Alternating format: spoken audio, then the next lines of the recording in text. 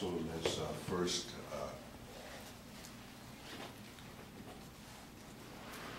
send up our prayers to the universe that we may have some success today and being blessed with right understanding.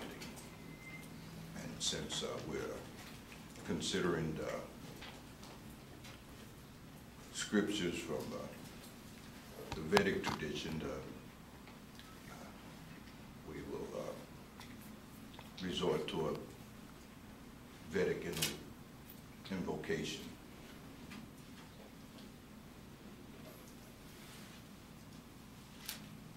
Diryo Yana Rukoshadat.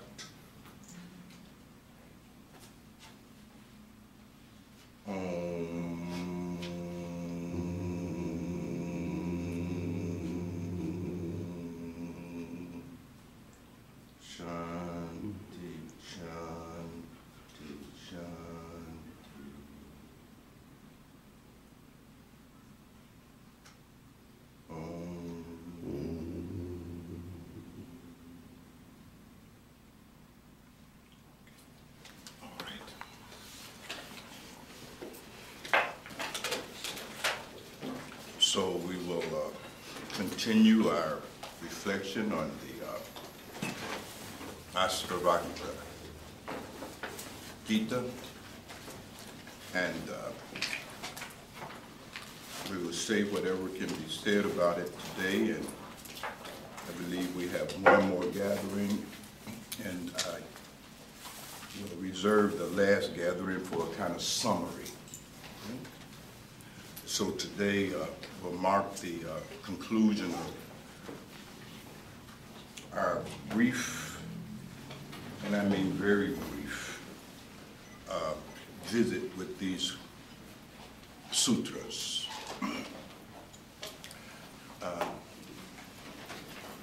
One of the reasons for selecting the Ashtavakra Gita, apart from its historical significance, is the fact that it capsulizes the whole of the Vedic spiritual tradition. The dialogue between Ashtavakra and King Janaka comes very close to a kind of dialogue that actually existed in ancient India. A dialogue that occurred between the spiritual aspirant and the gurus. The Upanishads,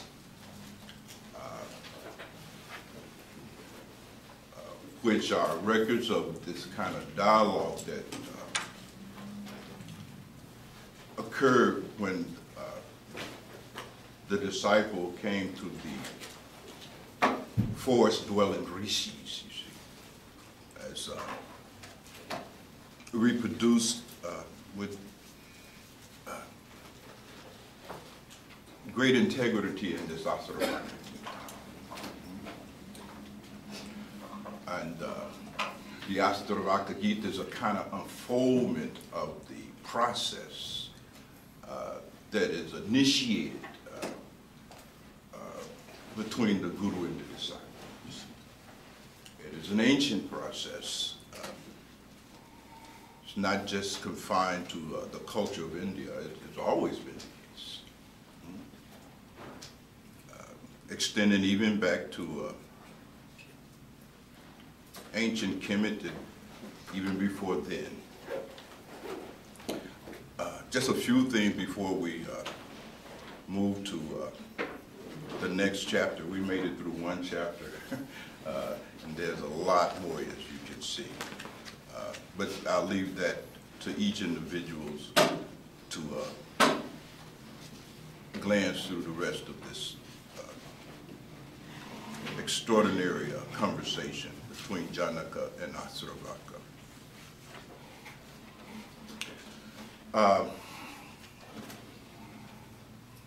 There's a story famous story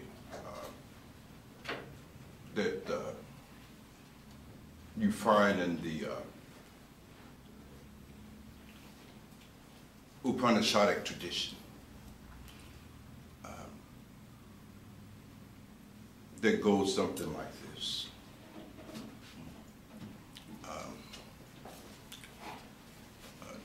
10 friends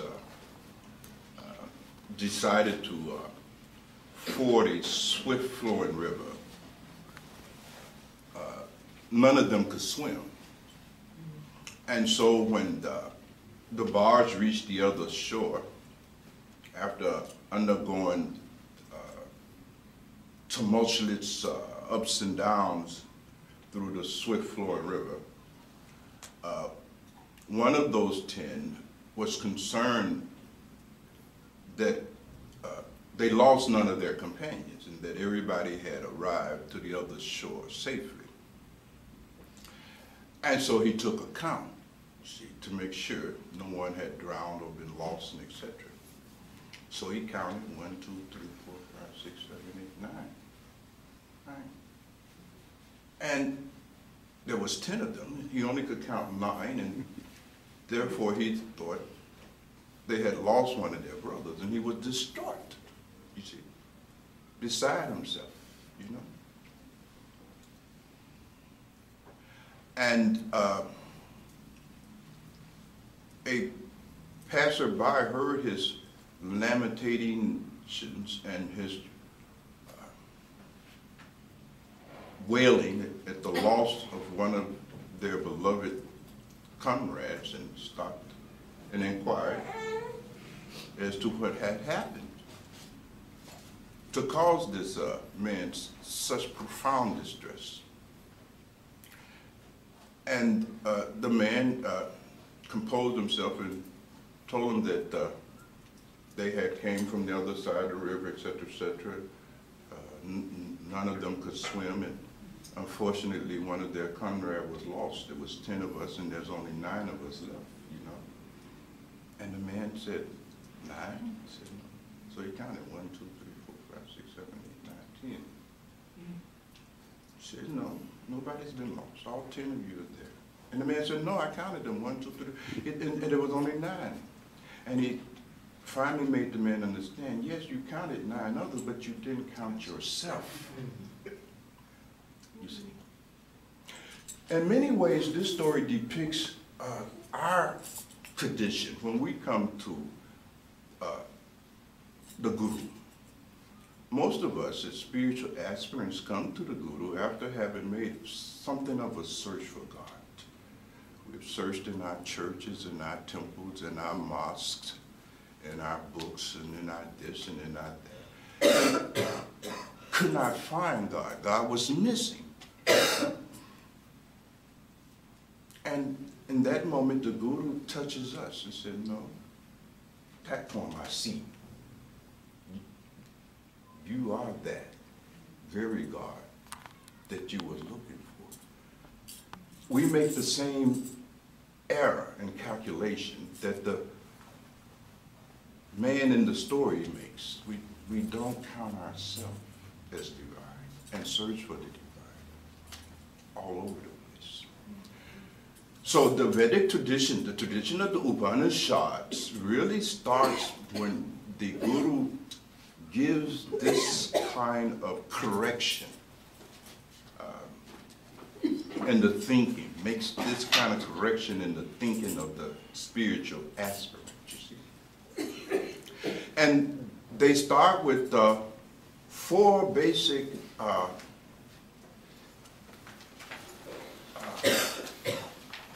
revelations, you might say. Just like in Buddhism, they have the 4 noble truths. And remember, Buddhism is a product of India. Buddhism also comes out of Upanishadic and Vedic tradition, you see.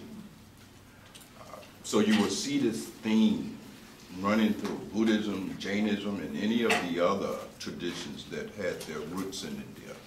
There's always some fundamental truths and revelations, you see. And the same has been the case amongst the rishis and the Vedic and the Upanishadic rishis and gurus, you see.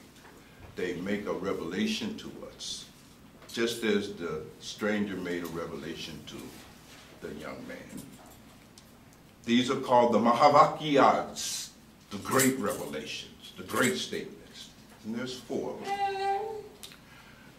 You all are familiar with some of these Mahavakyas. We have said them repeatedly over the course of the years during satsang. One of them is obviously Tattvamasi, thou art that. You see, that's the first pointing out instruction, as the Buddhists call it, that is given to the spiritual aspirant. Tattvamasi, thou art that very God that you are looking. And then the whole process begins. You see, the spiritual aspirant now contemplates that. You see, he has heard this revelation. And then he, after hearing this revelation, he begins to reflect upon it, to process that, to enter deeply into that reflection, you see. And this process, of course, has been spoken of as well over the course of years we've been gathering together, you see. Saravanam, Mananam, Nididhyasana is the processing of the great revelation, Tattvamasi. Thou art that, you see. And as the spiritual aspirants enter into that process of Saravanam, Mananam, Didimiyasana, that revelation begins to become more and more clear, more and more comprehensible. The process begins that ultimately culminates in enlightenment, you see. The distinction between the spiritual aspirant and the nature of God is overcome in the realization that Aham Brahmasmi begins to emerge. That's the second great Mahavakya, you see. First one is Tattvamasi, then Aham Brahmasmi, you see. This is a kind of a folding of the process of becoming enlightened. We ordinarily presume that God is something different from us. You see, what we call God in the Vedic tradition, they are called God Isvara.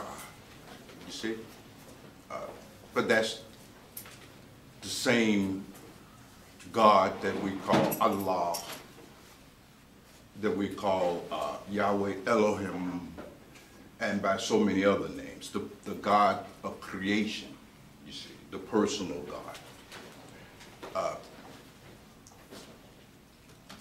The realization is that that personal God, Isvara, Allah, Yahweh Elohim, is made out of the same stuff as you are, i.e. consciousness. You see, the spiritual aspirant, as they move deeper and deeper into this process of mananam and then nididhyasanam, as they meditate the great revelation in the form of the Mahavakya. You see, they come to that point where they realize that there is no distinction between the essence of who I am and the essence of who God is.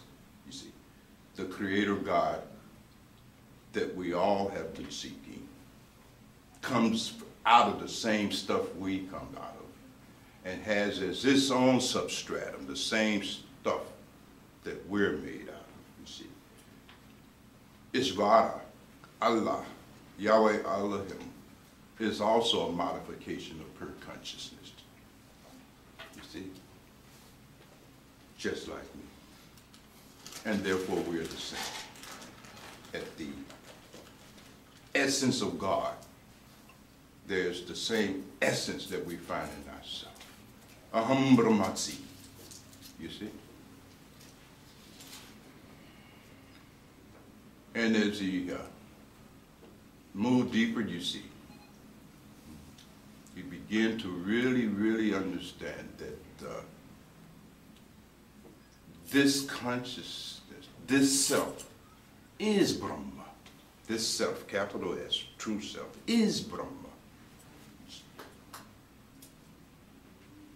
Ayam Atma Brahma, the third Mahavakya says. Ayam Atma Brahma. This very self is Brahma.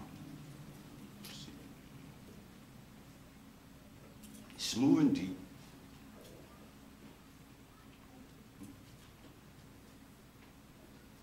And of course,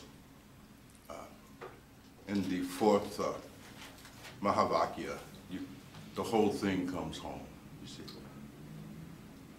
Prajanam Brahma, consciousness is God. You see, and there's only one consciousness. So very briefly, these four Mahavakyas, Tattvamasi, Aham Brahmatsi, Ayam Brahma, you see, Prajna Brahma. These are the revelations that was given to that spiritual aspirant who took these revelations, you see, and the deep reflection on these revelations became the means of their liberation, their moksha, you see.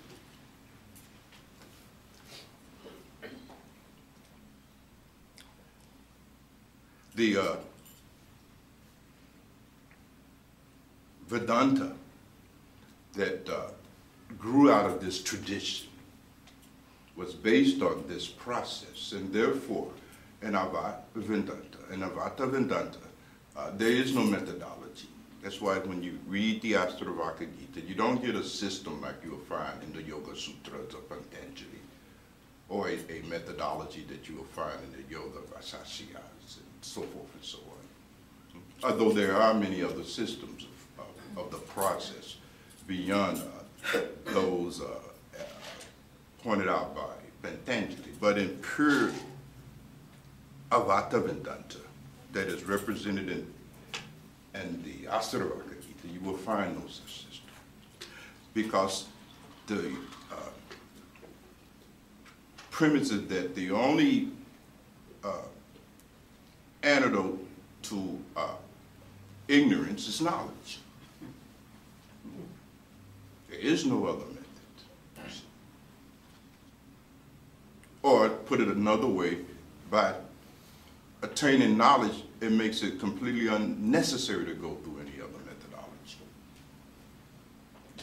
If one can understand what is pointed to in these Mahavakyas, you can understand Tattvamasi, you can really understand Aham Brahmasi, you can really understand Ayam Atma Brahma, you can understand Prajanam Brahma.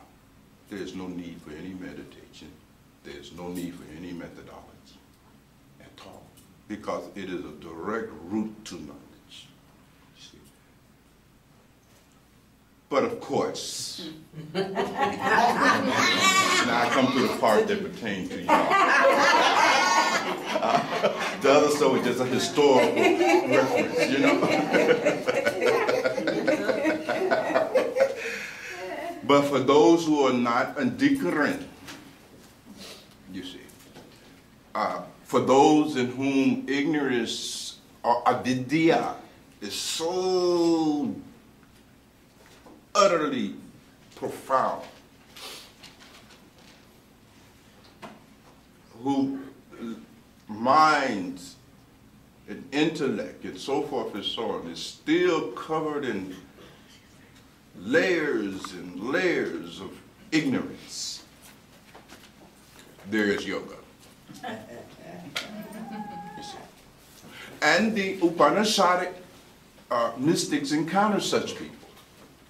Everyone that came to the Rishi could not come to realization via the reflection and processing and meditation on the Mahavakyas. And therefore, out of their great compassion, you see, they created a process for those people like us, you see. And long before Patanjali systematized the process existed. All that Patanjali did was put together this piece and that piece and this piece. He composed, he organized what was already in existence. He took a little bit from here and a little bit from there. You see, he found the common denominators between all of the various systems of yoga that was contemporary and even predated him, you see. That's why you'll find a lot of similarity between the Yoga Sutras and the methodologies it advocates with Buddhism, you see. If you're familiar with Jainism, you will find some of that there as well. The concept of tapasya and your yamas comes from Jainism, you see, and so forth and so on. And if you were very good students and not hung up on India, you will walk back in history and in time and through Karnak. And there you will see the same thing. You know, when you're walking in those temples, on them walls, you see the whole of the Upanishads and the whole process. But it's buried in its hieroglyphs, which we have lost the ability to process. Because even to understand the hieroglyphs, at the time they was written, you had to be initiated. Every Tom, Dick, and Mary who was living contemporary to the construction of these great temples, they couldn't walk in there and understand anything. They were as mystified as we were. You follow what I'm saying? Because the teachings on those walls are only intelligible to the initiated. It was always such. And so in some sense, you see, even some of the systems, the language, the terminology, the concepts that were created by these rishis in India and put in the form of these sutras were only understandable by those who have been initiated by them, you see, and given the key, you see. Since they could not immediately become liberated on the mere hearing and then processing and meditation on the Mahavakyas, you see, they were given additional key so that they could understand this, you see, argument that they were giving them in the form of instructions on how to do yoga and meditation and so forth and so on. And so the point I'm making is that there was many systems that they came up with. And if you read through the Upanishads, you'll see various Upanishads are replicating those unique and particular systems that was given by this rishi or that rishi, you see. So if these are called, in fact, the Yoga Shatras. And of the Yoga Shatra, there's some that are more preeminent than others, you see. There's the Yoga Tattva Upanishad, you see, that also outlines a system of yoga very similar to Patanjali, but it predates Patanjali, you see, by millennia. And the Dhyana Bindu Upanishad, they also outline a system, you see, based on contemplation of light and so forth and so on. Some rishi created a system for those who came to them that focused in on light, you see, as a means of concentrating the mind, etc., etc. And that is the Dhyana Bindu Upanishad. And then there's the Nada Bindu Upanishad, where they use sound, Shabad, Surashab Yoga, has its origin and comes straight out of the Nada Bindu Upanishad. Swamiji did not create Sursha Yoga. Sursha Yoga was around millions of years before there was a Swami Shiv that y'all seen down in Agra or something. It's no disrespect, you see, but that is simply a fact. And it was around before it was in the forest being taught by the rishis in the Indus Kush Valley. It was there in Kemet. It was there before Kemet. Kemet, if you watch the unfoldment from the first dynasty of Namer all the way down to the last dynasty, all you see is a continuous deterioration of the teachings. Have you noticed? The old kingdom, you see, was on the tail end of an even greater wisdom tradition. That's why pyramid building disappeared as you move down the dynasties from the first, second, third, fourth, fifth dynasty down to the 25th. They lost the ability. It was a degeneration of the knowledge. You follow me? It's reversed from what we normally think as historians, that there will be an evolution. No, there was a degeneration. And that's consistent with the concepts of yugas. There's the golden age, right? The Sat Yuga, Treta Yuga, so forth and so on. And with the cycling of yuga, there's a deterioration down to the Kali Yuga. You see? We have not become more intelligent in the Kali Yuga. We become less intelligent.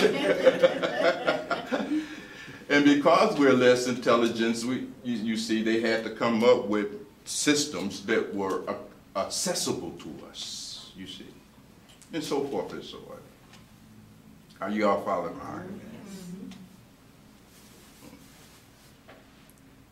And so in these particular scriptures, the Ashtavakra Gita, fundamentally then, what you are witnessing when you read them is a description of what happens inside of the spiritual aspirant as they were able to process one or all of those Mahavakyas. You see what Ashtavakra is giving?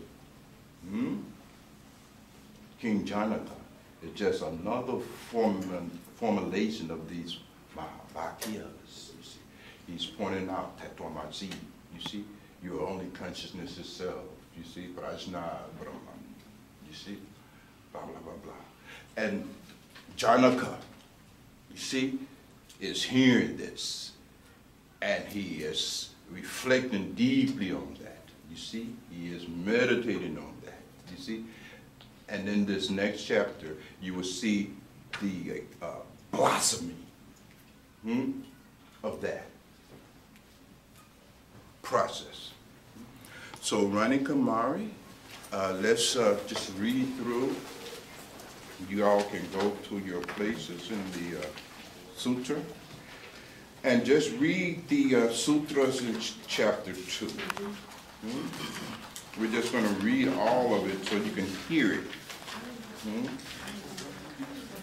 That's quite a few, but this is the response of Janaka. You see? To hearing. And then reflecting. And then meditating on the Mahavakyas that have been given to him by Ashtavakra in the first chapter. You see?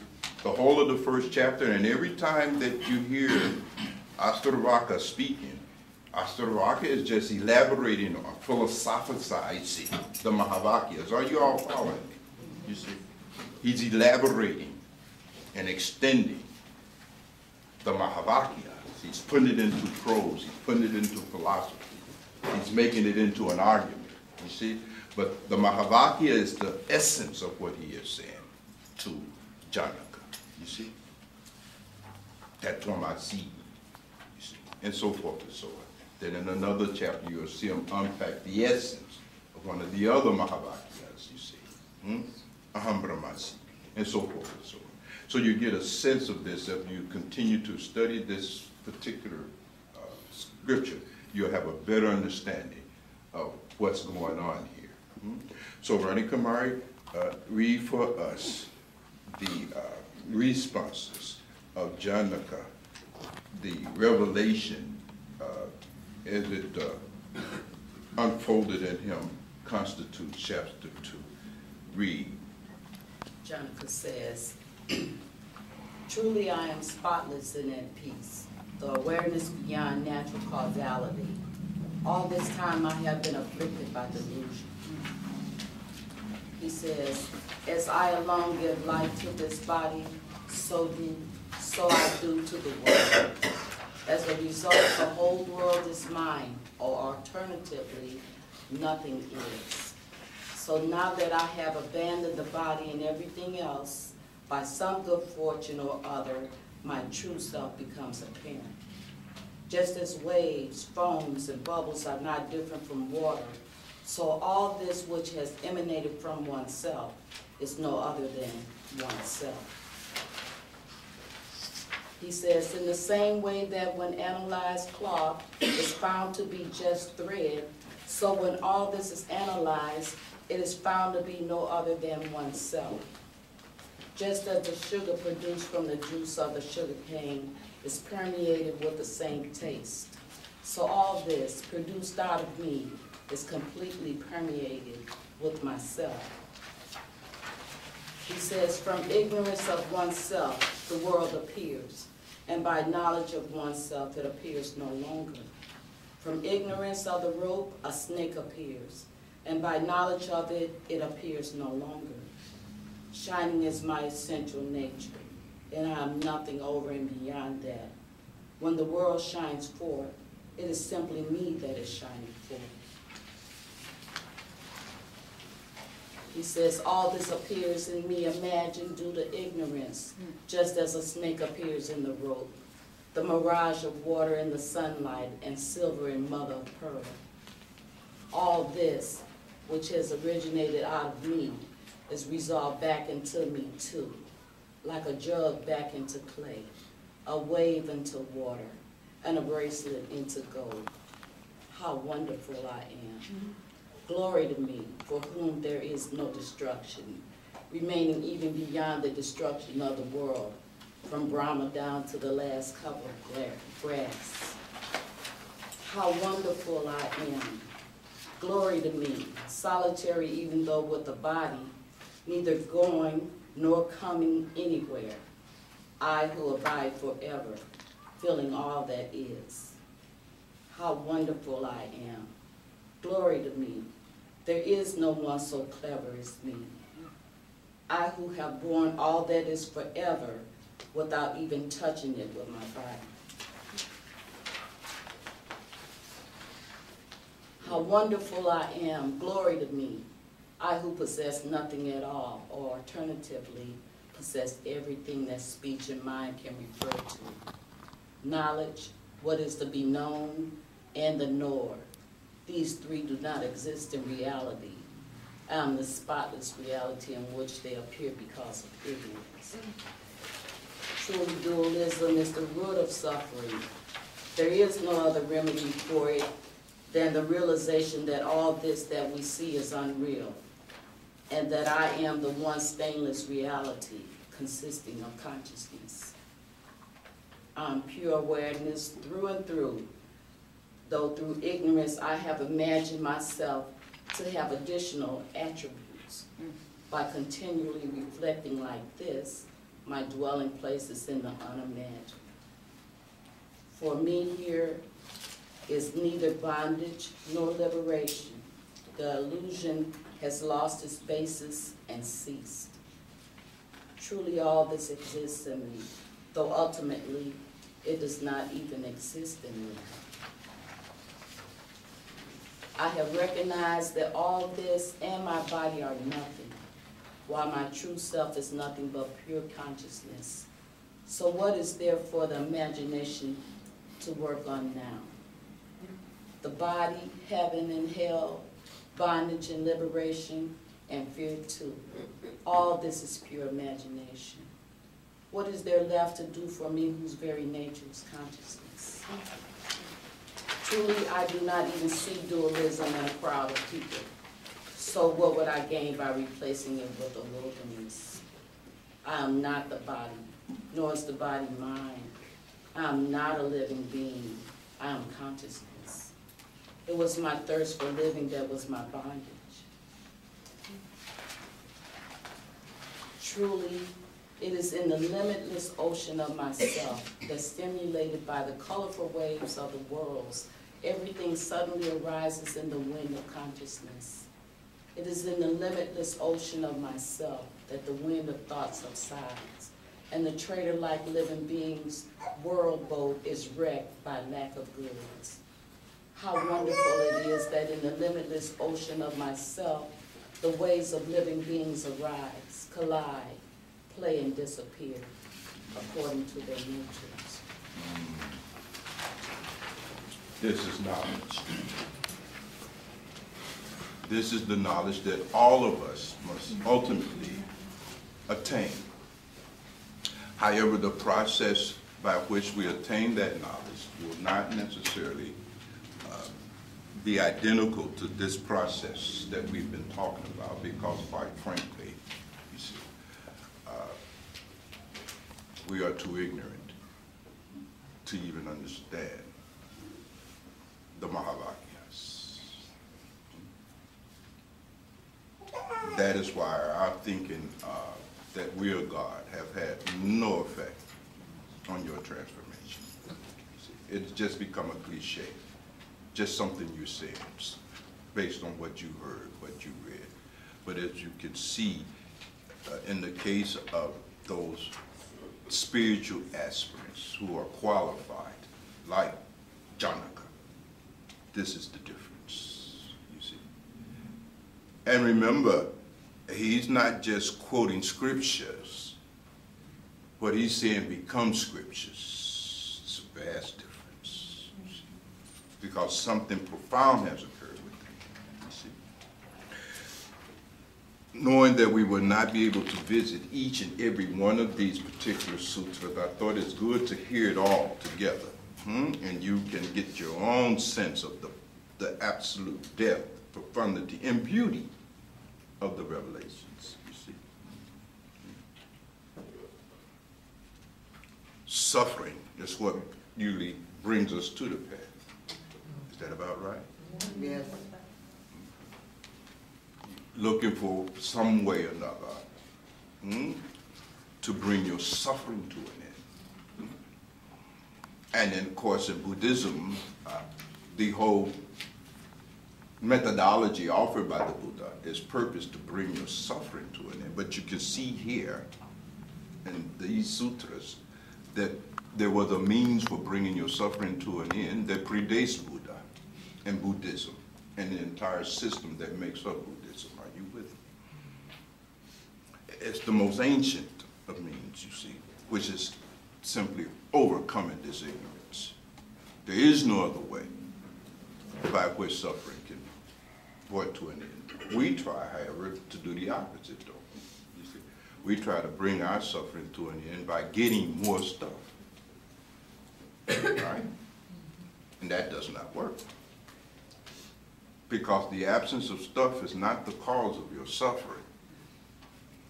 The cause of your suffering is the absence of knowledge of self. And unless and until knowledge of self is attained, you will simply suffer. And this is what there is to be understood. And this is again pointed out, you see, in this particular sutra, you see, that we find here. Truly, dualism is the root of suffering. Dualism is the root of your suffering. Now, what does that mean?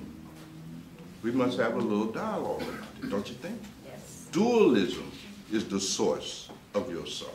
Remember, Avata Vedanta is non-dualism. Avata means not to, non-dualism. You follow me?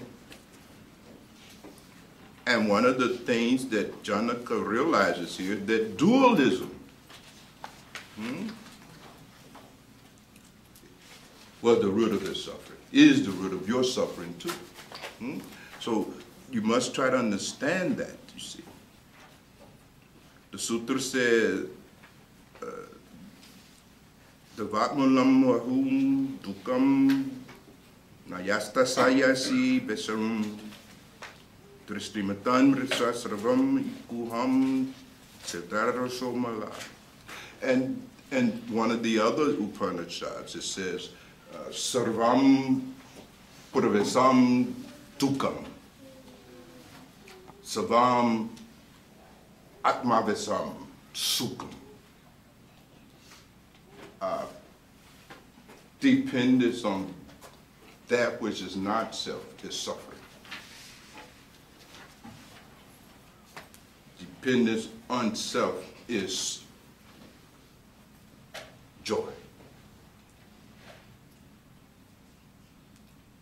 So this knowledge that is being revealed to Janaka was revealed in the Chandogya Upanishad long before this scripture was even written, you see, and it is a timeless truth.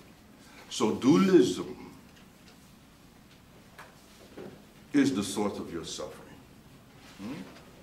And unless that dualism is overcome, then there will only be suffering. The sutra reminds us there is no other remedy for it than the realization that all of this that we see is unreal.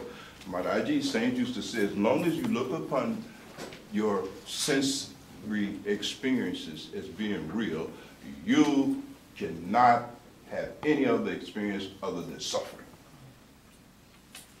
You can't even practice the path as long as you look upon this stuff as being real. Now this is deep. This has got bitter. You follow me? See, we got to get clear about this thing here. You see? Sadhana, spirituality, this is not a hobby. It's not something you involve yourself as a hobby.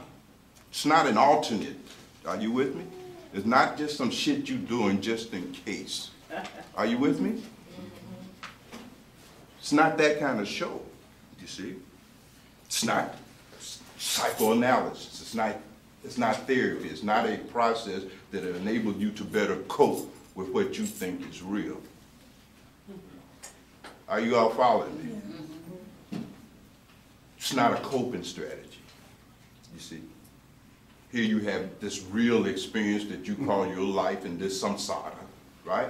And you're looking for something that will help you better cope with what you call reality. But what you call in reality is not reality. But as long as you believe it is reality, you will remain entangled in that. This has got built up, right? And so here, this is the revelation that Janaka has come to. And it's the same revelation that you must come to. This is not going to change.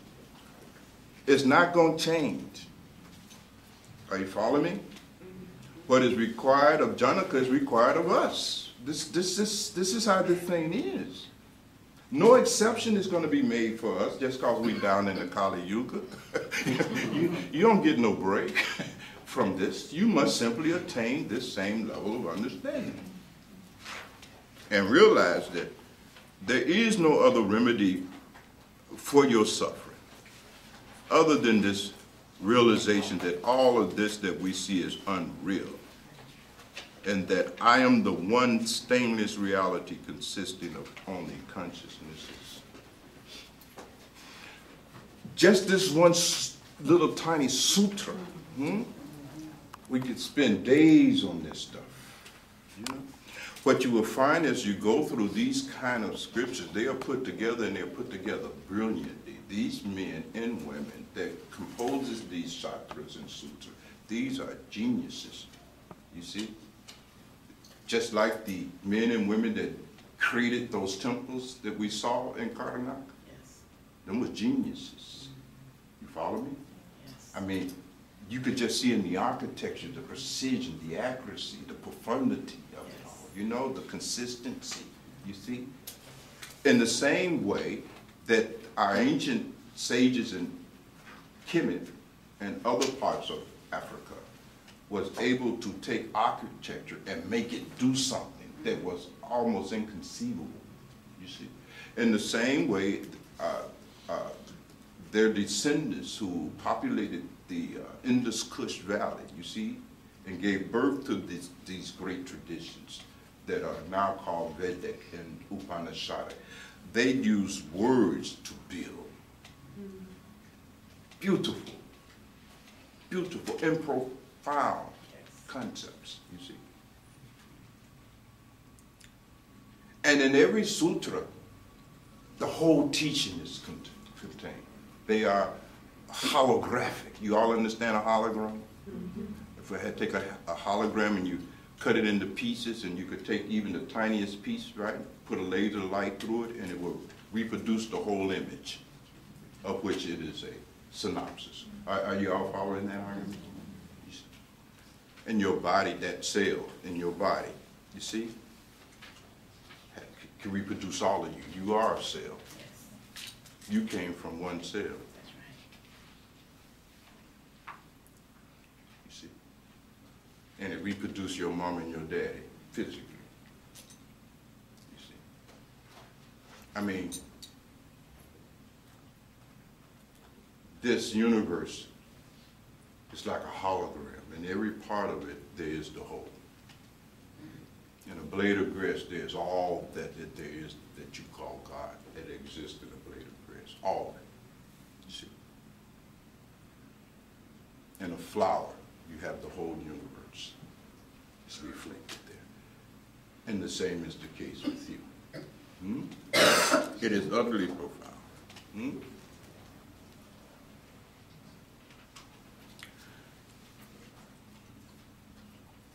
So this is a point where we can begin our discussion here today.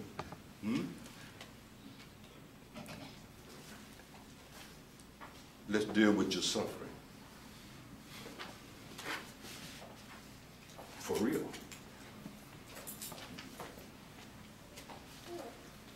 And we've been given an insight here that your suffering is the result of dualism and your belief that this that you call your experience in life is real.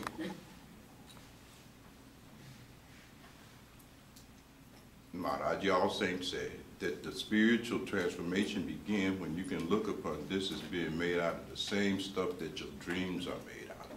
You see, that's why you're having so much trouble and becoming detached from this stuff, because you think it's real. How can you stop your pursuit of something that you feel is real? How can you give up something that fundamentally you feel is real? You see? I don't know how to back into this subject, you know? I'm looking for a crack here, an opening here, you see, so that we can really begin to see this thing how it is, you see. You're not going to let go of that which you consider to be real. Why would you?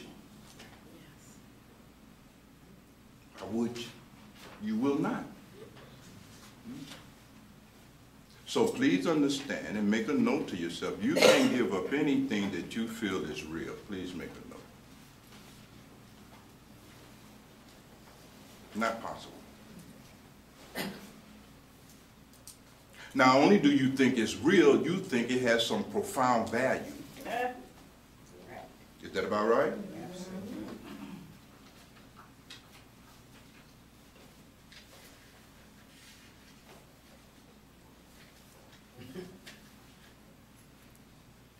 So when you are bound by this double whammy, that one, it is real, and two, it has real value.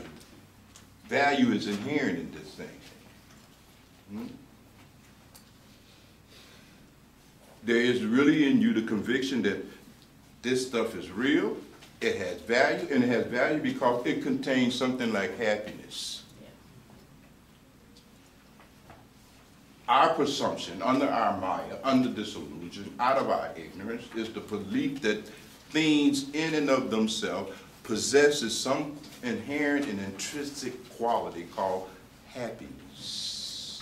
And that that's really the case. Right? And by acquiring this, I will acquire and give myself the experience of happiness and thus bring my suffering to an end. This is your philosophy of life. Pretty much. Your philosophy of life. Yeah. This is how you operate. And Janaka and 10,000 other realizers telling you that's not true. You follow me? Jesus and 1,000 of other messiahs have come and said the same thing to us. What you're looking for is inside you. That is, it's your own nature. You are happiness. Yourself. You see? It's not out there, you see? It's not in that thing. It's in you. Kingdom of God is in you. You see? You're not counting you in the equation. You're trying to get everything else except yourself. Thinking that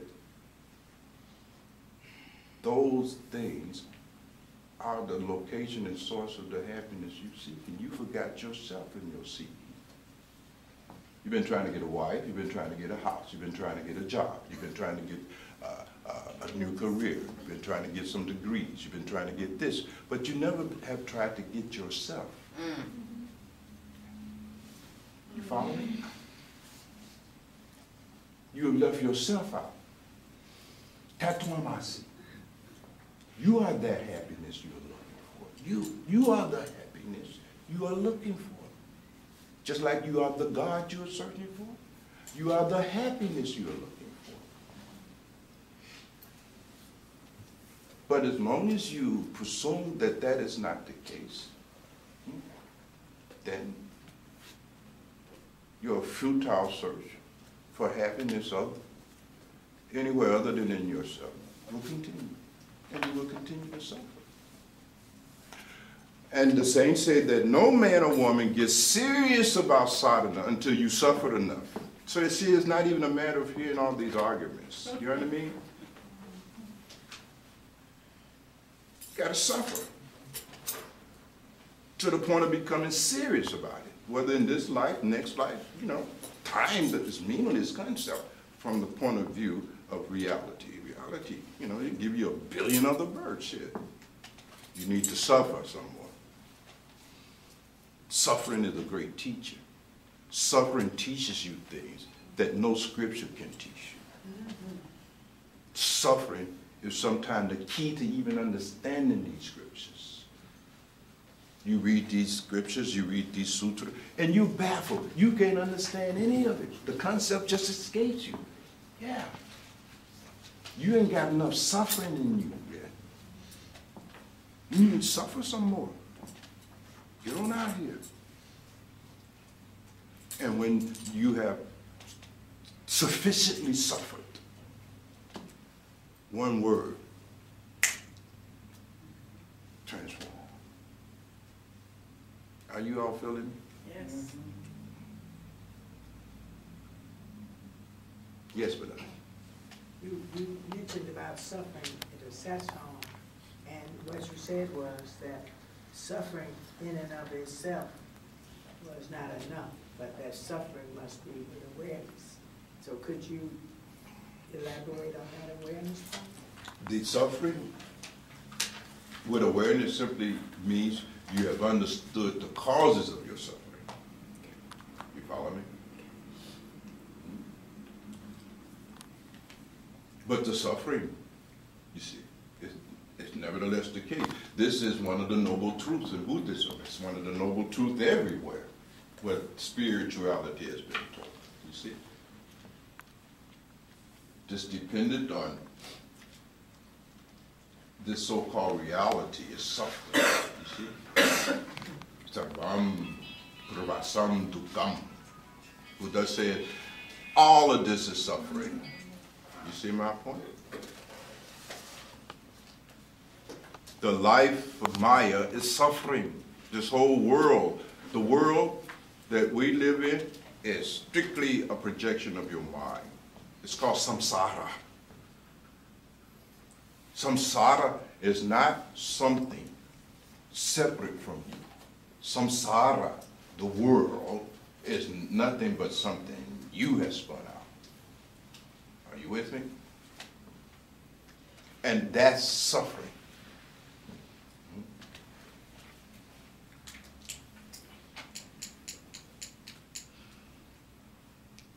And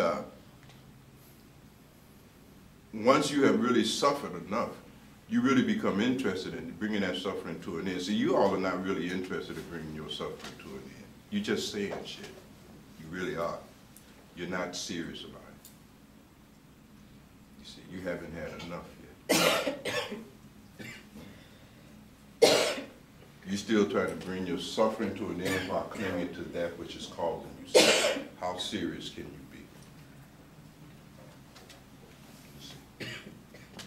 You must become serious or made serious. But seriousness has to occur. You see. Got to suffer enough. And then you become interested in bringing this suffering to an end, you see. Then a Buddha is useful, you see. Those who came to the Buddha, those spiritual aspirants, you know, like us, you see, looking for ways to bring that suffering to an end. They had realized, I'm suffering here, you see. They were no longer deluded about it, no longer, you know, rationalizing and all of this stuff, hiding, you see, truthful about it. You see my point?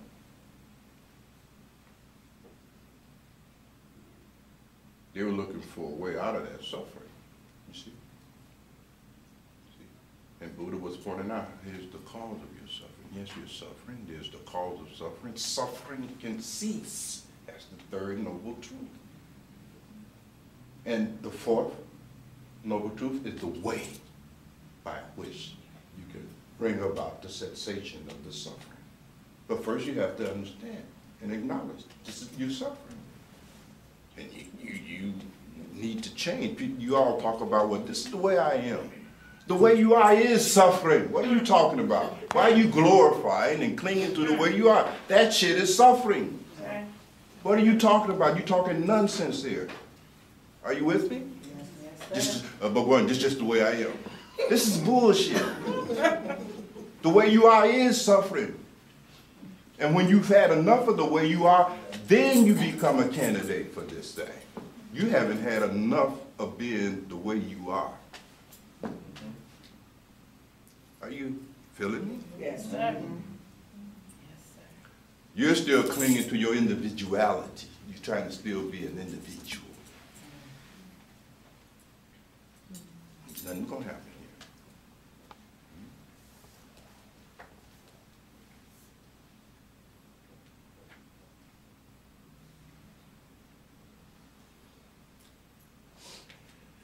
So this sutras that we have read today, these sutras, these confessions of a realizer, must become our confessions as well. So let's have some dialogue. You know, it's a beautiful day. Let me ruin it for you. So you can appreciate it when you leave here. That sun is going to feel good hitting you when you go out there. It's over with. I can enjoy myself now. But let's have a little dialogue. Go ahead. Okay. Stand so aloft. And you said the world is something that you have spun out. Mm-hmm. Can you clarify or expand on that? I was saying that the world that appears to us is a product of our own minds, and we can understand that. Our minds have a function of sensory perception. We perceive, we see, touch, taste, smell, right? You can't have any experience of anything you thought in the world independent of your sensory systems of perception. Is that right? So I see it, therefore it exists. If I don't see it, it don't exist. I smell, taste, touch, feel, etc., etc. Now, in addition to this experience of the world that comes to us via our sensory system of perception, right? We give it meaning. You see, the world in and of itself has no meaning. The trees, the water, there is no meaning. We give things meaning. Are you with me? And when we give things meaning, it's another way of saying we give them value, right? We project a value onto a thing that inherently has no value. It simply is. A tree simply is. You follow me? Now we project a value onto that tree, right? We give it a meaning. Your meaning that you make out of the things you experience through your senses, right? That meaning is value, right? You give it a value. And one of the value we give to things we see, we said some things have value in the sense that they contain happiness, other things don't contain happiness, you know, and therefore, right, I discriminate, I pursue only those things that I presume has that value that I call happiness or can make me happy. Another way of saying it is that we pursue what we like and avoid what we dislike. This is the concept of raga and davesa. You all talked, I guess you talked about it in your Kula group. You all did. Well, that's all right. You all in the Goddess Kula group. I mentioned to Aladasa that I'm hoping we can have our feedback tonight. So Aladasa, those sisters that are present now know that. Looking to be available about 8:30 or so. Those sisters who are not here, you of course will give them a call and invite them. And anybody else, I suppose, who is interested in these kind of matters. But we, in the Goddess Kula, we cooking, right? So, but the raga and the vesas, you see,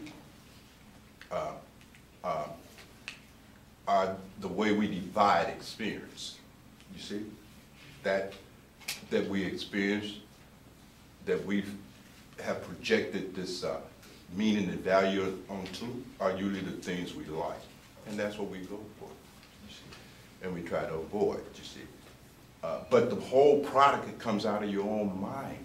The thing that you don't like possess no intrinsic quality that justify you not liking it. You see my point? It is neutral, you see? And the thing you like also, like the thing you dislike, is the same. Things you like and dislike in and of themselves at the level of noumena are exactly the same. Are you with me? Are you following me? This is fairly deep here. You got to ponder this a little bit, you see. That's why the mystics at a level, you see, they make no distinction between good, bad, likes, dislikes, because they understand this is all the same. You see, it's made out of the same stuff. 5 tattoos here, 5 tattoos there. Tattoos equal tattoos. Are you with me?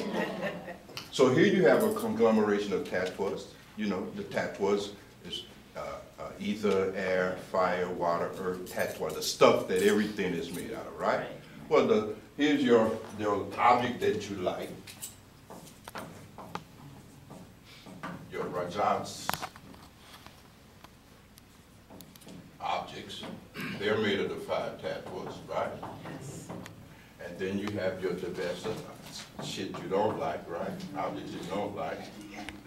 People you don't like. Well, they made of the same 5 tattoos. You see at the level of reality, they're the same, right? What makes your relationship to them different is that it's your raga. You see? And these are projected onto the objects. You project these values onto these objects. The objects in and of themselves don't possess any of that stuff. It's your own mind that is creating the distinction between things. Your mind creates dualism. The world is not dualistic. Not the world of objects. It's all tattoos. Your mind makes the dualism. You follow me? And as long as you keep making dualism with your mind, you will suffer. Because while you want to get just this kind of stuff, right? You keep getting this kind of stuff. And you really think it's different stuff. Now, these words, we can get tripped up in this stuff. So let's take our time with this thing here. Let's take our time with it. So even on just a physical level, Mm-hmm. I am that tree because we are attached to it. Absolutely. You are made out of the same stuff that trees are made out of. So why are you calling yourself something different from a tree? I gave You see. myself the value. Right. You create a distinction between you and the tree that don't exist at the level of your body. Because this body is made out of the same tattoos that the tree is made out of. That's why you're reading the sutra where Janaka is saying everything that just come out of me. It is me. It's me in the sense that I'm this body. This is just tattoos.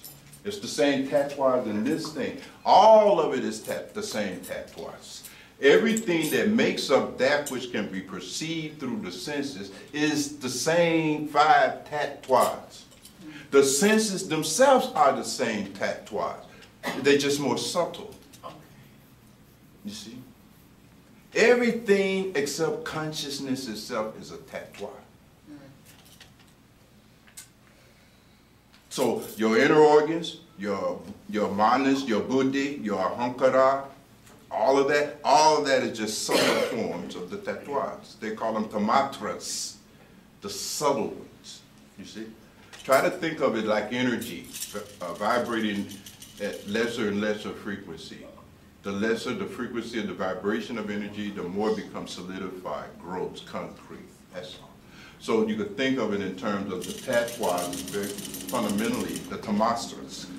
It's just the potential, and that vibration slows down. It splits into these things, you see?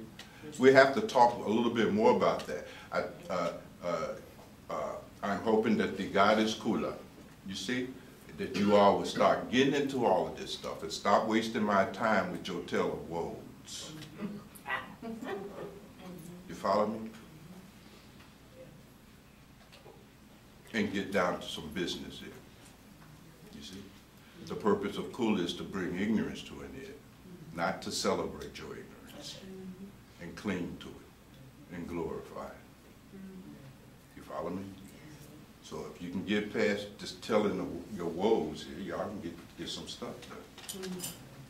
But long as you want to tell tall tales about yourself, and it's just lies, none of it's true. You see, this can go on forever. And get into this stuff. You see, get deep into this stuff. See the causes of your suffering. So this understanding that this concept that we have of self, even the concept that includes identification with the body, you can, even at that level you can see that there's no distinction between you as a body and anybody else as a body or any other thing that exists. It's all tattoos. Now here's an interesting thing. Once you have there's a peculiar quirk in human psychology relative to our pursuits of our likes and avoidance of things we dislike, so forth and so on. There's a peculiar phenomenon that you will observe in yourself, that you never want something you already got, that is you. You know what I mean? When you realize something is you, you don't have any craving to get it because it's you. You already are that. You understand what I'm saying here? Mm-hmm. Try to understand that. It's a real subtle thing. You have to pay very close attention to how this mind operates, you know. It's almost like if you go out to buy, say you read a book. I remember having this experience frequently because I had a lot of books, right? And I hear something or I read something and I'll see a title of a book and say blah, blah, blah, blah. You know, I say, wait a minute, that sounds like a good book. I'm going to go out and buy it. But then as I walk out of the office, I look and say, I already got the damn book. The desire to go buy it disappeared. I don't go to Barnes and Noble shit. I do something else with that. I already got it. You don't seek that which you already got or that is already you. You see? Anything that you see as being identical in some sense, you see, it overcomes that desire. You follow me? Because you find out that all I'm getting is stuff just like, you know, you're not getting anything extra out of this thing. I'll clean that up when we have more time for it. That's the kind of conversation we have to have all the way down to midnight. You know what I mean? Because you got to understand a lot of things prior to that to understand what is being said here from that psychological point of view, you see. But nevertheless, you have to appreciate the fact that even from a scientific point of view, set aside the spiritual, everything in this universe that you are experiencing through your 5 senses of perception, it's made out of the same stuff. You see, you all took physics, you took science, you know about the fundamental elements and the periodic charts and all of this stuff. You already know all of that stuff. But you're not emotionally relating to things on the basis of that understanding. That's connected with one to the being is the truth. Yeah, you're not emotionally related to it like that. You see, the way you are thinking and thus relating to stuff is not a reflection of the reality that the stuff and you are the same. You think it's something different, you see. So if I get this set of 5 tattoos, I'm going to get something that I don't have. It's just tattoos, you see. You projecting a value and a meaning and a significance on this thing. Beyond the reality, it's just 5 tattoos, you see. Now, so we'll get into it. So we're talking a little bit now about the psychology, right, of desiring.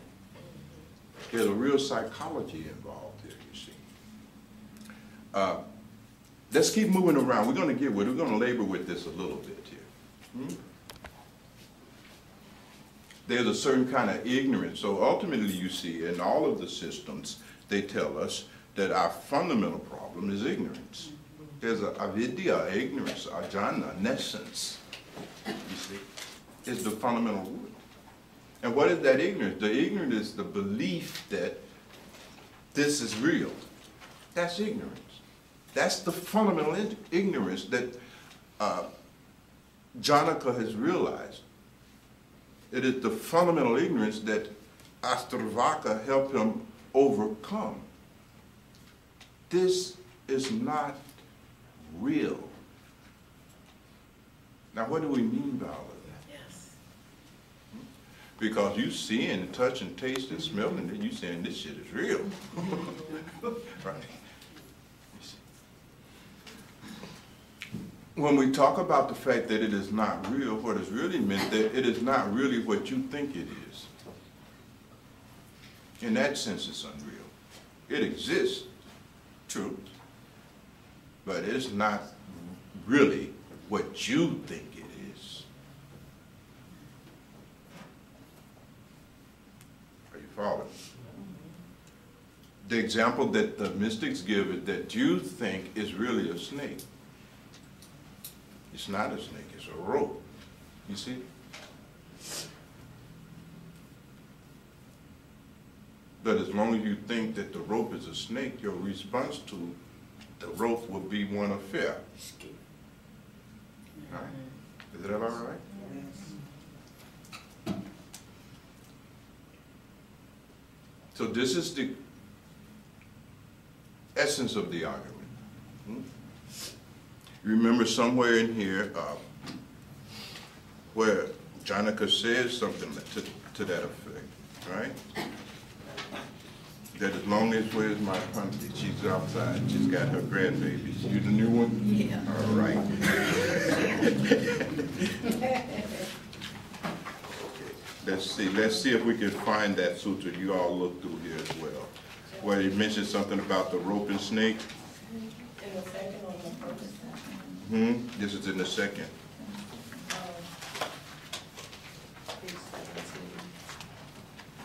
Page, oh yeah. What page? 17. 17. Okay, Rani Kumari, part 2, read it.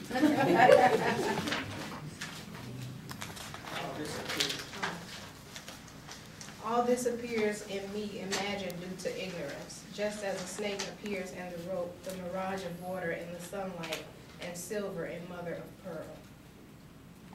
All this that appears in me, to me, is due to ignorance. Just as a snake appears in the rope and mirage and water and silver and mother of pearl. Understand that. Understand that.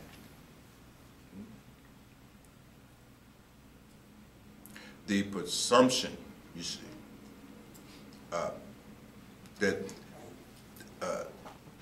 this world has a reality as you see it, you know, it's not true. There's a rope for real, but the rope is not a snake. You think the world is the source of your happiness. This is the problem. Now let's get to this thing. You think that the source of and the location of happiness is in the world. You actually are convinced of that. Are you with me? You think the water that you see in the desert is really there. Are you with me? And so you're trying to drink water made up of a mirage. You're trying to swim in a mirage. You can't swim in no mirage. Y'all not understanding. Oh, yeah. Oh, yeah. You're just playing with me here. You're being polite, and I appreciate that. You know what I mean? But, you know, we got to get, that's what we're here for today. Right? We got to get into this thing. That's right. Right? Otherwise, what are we doing here? Right? Right.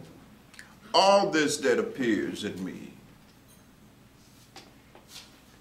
is imagined due to ignorance. Due to ignorance.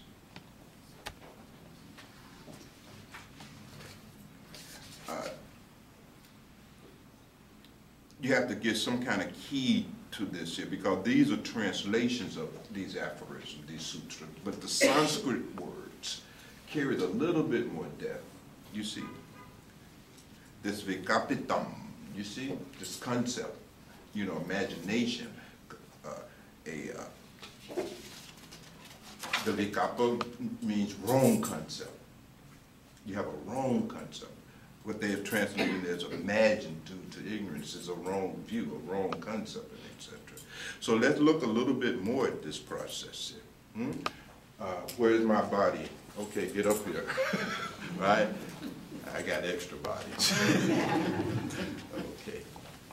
And so let's say a little bit more about this process. Now, we all have looked at it a little bit in the Superman cooler. You all will be looking at some of this stuff as well. Have you had a chance, beloved, to send out your the handouts to your cooler meeting? You did last night? I'm going to do it tonight. You'll do it tonight so that you all have it, your Superman, you'll have something to consider for your next cooler meeting. Okay, so the process starts first with the real self, pure self, right? You see, the Sat Chidananda self, let's call it that, the Sat Chidananda self, the self that is pure existence, pure knowledge, pure bliss, blah, blah, blah, blah, the true self, the pure self, that self that we refer to when they say Aham Brahmasi, you see, that self, you see, the Sat Chidananda self, right? That's the truth, right? Now, what happens is that when you lose or you forget the truth, right, then something occurs called avidya. You see? Avidya. See, ignorant. You become, once you lose the realization of who you are, ignorance has set in. Ignorance is the cause of that. You see? So once you forget yourself, automatically you fall into a state of ignorance. This is primordial ignorance. This is profound ignorance. You see? You don't know who you are anymore. You become ignorant, lost. Are you with me? Now, out of this avidya, right? You see, out of this ignorance, you start feeling that you are something other than you are. You see? this Sat Chit Ananda self is beyond all time, beyond all space, beyond all causality, beyond all modifications. You see, it is ubiquitous, it's omnipotent, it's omniscient, it's everywhere, everything. It is wide, it is not narrow. You see? It is whole, complete, total, infinite, right? No experience of any limitation whatsoever. You see? Trying to paint you a picture of the vastness. It is beyond time. It is not limited by anything. There is no, what we call in the tradition, upadi. You see, there's no limitation on it. You see? Infinite. You see? When that experience of self is lost, right, you have fallen into a state of avidya. Avidya is fundamentally the experience of limitation of being. The Satchidananda self. There is no limitation of being. Your being is infinite. When avidya happens, what really has happened is that you are experiencing a limitation in your own universality. Ignorance produces, therefore, the experience of a limitation of being. You go from being total, universal, to being particular and individual. So this infinite consciousness becomes finite consciousness, limited, as a result of this avidya. That finite state of consciousness is called asmita, A-S-M-I-T-A, asmita, the limitation of being, individual consciousness. You see? You lose the experience of being infinite consciousness, and now you are, because of your ignorance, now you're having the experience of being an individuated unit of consciousness. That's what you're experiencing, fundamentally. Right? That's asmita. Right? Now, as you move deeper in the chain reaction that was triggered by your ignorance, as you fall deeper into ignorance, so you're becoming more ignorant now. Showing you how you got that way, right? You thought you were just born ignorant. No, it was a process you went through. And that process got to be reversed to overcome the ignorance, right? So now this avidya, put asmiti under avidya, so because it's a standalone stage in the descent of intelligence. Asmita. Now that's just that individuated experience of being. Now what happens next is that this individuated sense of self as being consciousness get associated with an object called the physical body. Okay? That association of individuated consciousness with a body produces what they call ahankara. So asmita turns into ahankara. I'm going to leave out some stuff because we got a Superman cooler and we got a goddess cooler.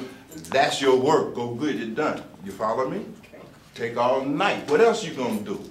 You follow what I'm saying? Y'all too old to be in a nightclub. Right? Right? You have plenty of time to sleep. Shit, we're going to sleep later. You know what I mean? Let's get this done. You follow what I'm saying? You got to get this done. You follow me? You got to get this done. If you don't get this done, it will be as if you've done nothing. Okay. Now try to understand that if you don't get this done, it will be as if you've done nothing. We always talking about, well, I got to do this, I got to do that. You got to do some clothes, you got to do some laundry. What are you doing that has any cosmic significance? This is the shit you got to get done. And it will be as if you've done nothing. You've done some laundry, you've done nothing. You cooked the dinner, you've done nothing. You've done nothing. Now you got to do something that counts here. And stop pissing your life and time away on doing shit that has no cosmic significance whatsoever. You done raised thousands of kids. What are you talking about? Do you understand? Yes. You done had thousands of husbands, thousands of wives. Get clear here. And in every one of those incarnations, you've done the same shit with your time, energy, and attention. And you don't even remember the man. You don't even remember the kids. Get clear here. You follow me? And get this done. You got to overcome and remove this ignorance that's got you trapped. Are y'all really interested in the? Oh, yeah. Are you really? Yes. Okay, good. We're a Cheltenham team. So ahankara now, this ego, right? Is the next stage in the descent into deeper and deeper states of ignorance. You see, this ahankara, you see, this sense of individuation gets identified with an object, the body, you see, and there's ego, right? So you feel that not only do you feel I am, you see, asmita is just the pure feeling that I am. Another word we have for it is called aham. You see, amista is just the feeling of aham, I am. Ahankara is now the feeling that I am a body. You see, it is the connection of the feeling of I amness with a thing, with an object. I am the body. You go on from I am to I am the body. You follow me? You're falling deeper. Right? Oh, it gets worse. we don't leave some stuff out. You know what I mean? But when you fall into this I am the body, then you start having the experience of stuff that is mine. Me and mine. The experience, you don't have to put that there. They'll make that note. The experience of me and mine. You see? And that's when the separation comes in. You're already separated. Okay, when we fall, that first video. Yeah, that's the first That's the separation first from your separation. real condition. The ego is just another stage in that feeling of individuation and separation. Here it just gets more expanded. You see? So you become identified with this body. The pure experience of I amness, that was asmita, right? Drops down, gets identified with the body. Now you identify, I am the body. You go from I am simply I am the body. You see? Now when that occurs, I am the body occurs, right? Then this experience of what is mine, what is not mine, what is me and mine. You see? Now this is my body, right?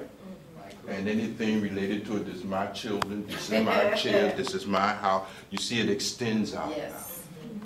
now, right? Now attachment becomes possible. Right? Anything attached to that body is mine. Shit. Right? Anything this body acquires is mine. You see? Y'all follow me? Yes. Or And any he's going to person. go, we had to carry him out on a stretcher.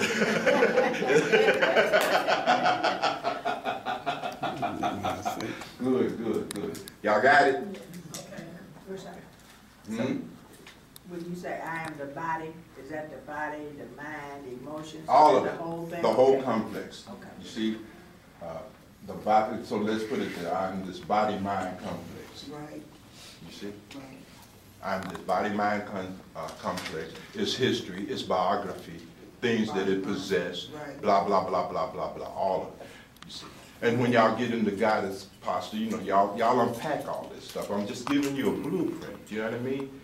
Right? This is powder and milk I'm working with. Y'all gotta add water and stir. And, That's right. You know, y'all gotta cook. Y'all know how to cook. Y'all women. Cook this stuff. You know what I mean? Okay, good. So yeah, the body-mind complex and all that entails, you see? Hmm? So attachment arises. You see, sense of what possessiveness arises and so forth, all of it. Once this ahankara has occurred, right, then you fall a little deeper into what we call raga. That's the next stage, raga. You see? You start developing likes, right? This is where desires come in, you see? You start, you know, you have certain things you like. Now, what are the things you like are those things that reinforces your ego. Because at this stage of ahankara, you see, that sense of self that occurs with ahankara, that's where the law of self-preservation kicks in. You see? So you will find yourself, you will naturally be trying to perpetuate and maintain this sense of self. And anything that you feel will help you reinforce and maintain this sense of self, that's the shit you like. You see? Because that's the impulse, that's the instinct, self-preservation. And according to your concept of self at this point in your descent into ignorance. Are you with me? And so those are the things you like. You see? You like that. You see? The raga occurs. Then after raga, or sometimes simultaneously with it, and I'm putting this in a linear fashion, but this stuff is, some of them occur very simultaneously. There's divesa, D-V, divesa, dislikes. Now there's dislikes. So these raga and devasa, these likes and dislikes now become your modus operandum. You follow me?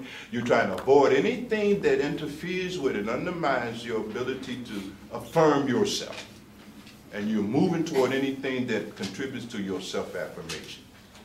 You see? That's your likes and dislikes. Think about it. Look at the stuff you like. Why you like it? Come on, cooler groups.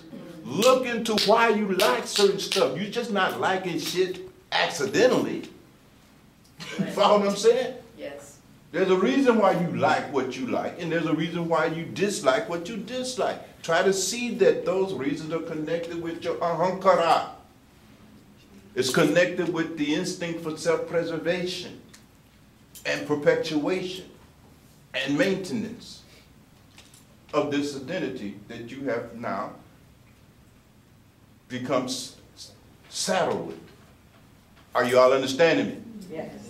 Go. Even though the suffering, we cling to that, you know, sometimes we love how you were saying that we think pain is pleasure. That's another thing. That's another function of avidya, you see? And we're going to get there, right? And because at this level here, though you, this raga and devesa psychologically shows up as this impulse to pursue pleasure and pain and avoid pain, you see? Because as we go into all this thing, the mind, the body-mind, that includes the rising of a psychological disposition, a point of view, a philosophy, all of that stuff arises now, right? And these fundamental drives and impulses that we're calling raga and devesa shows up in us psychologically at the level of the actual functioning of mind, the pursuit of pleasure and the avoidance of pain. So that's another way, Aladasa, of looking at it from a scientific point of view. Raga is that force in your consciousness that creates your instinct and impulse to pursue that which is pleasurable and to avoid that which is painful. Because pain undermines the experience and the well-being of the ego self. So naturally the mind is trying to avoid it. In fact, in the tradition, we talk about the fact that the mind has two functions. You see, one is to bring pleasure to the body-mind complex and to avoid pain. That together is one. And the second one is to also bring freedom and liberation. Well, yes, right. You see, right? It has two. We'll get into all of that, you know. Now, you all still with me? You still follow me here a little bit, right? Okay, good. So you got this raga and devesa that manifests psychologically and operates psychologically as the instinct to pursue pleasure and to avoid that which is unpleasant. Right? Self-preservation. This self-preservation is reflected across the entire spectrum of your new composite being, which is body, emotions, mind, all of that. So that's why you get in your cooler groups and you have an opinion, right? And somebody counters your opinion, you feel threatened in that moment. You see my point? Because that's a threat to the survival of your opinion. You see? Right? Your opinion is a part of your psychological self-preservation because, you know, if my opinion is die, I die. You know what I mean? A part of your sense of self is undermined, diminished, and you can't have that. You know, so there's going to be some fighting up in here. Might be some shooting going on. You see? It's understandable, you see. So this whole sense of self, made up of the identification with body, mind, emotions, etc., is governed by this instinct of self-preservation. Self-preservation is not limited to just the self-preservation of the physical body, although that's very intense. Are you with me? Mm-hmm. But the other senses of self, the psychological self, the intellectual self, the social self, all of these cells, right? They're like cells that make up one orgasm. I'm not orgasm, organism.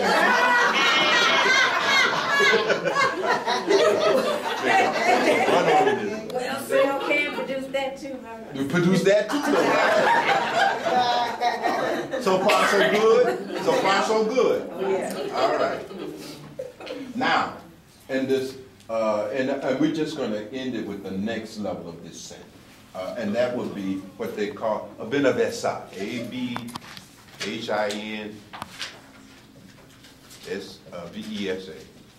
Abhinavesa. S-H-A. I'm sorry. Now, once you get all of that, this now becomes a kind of default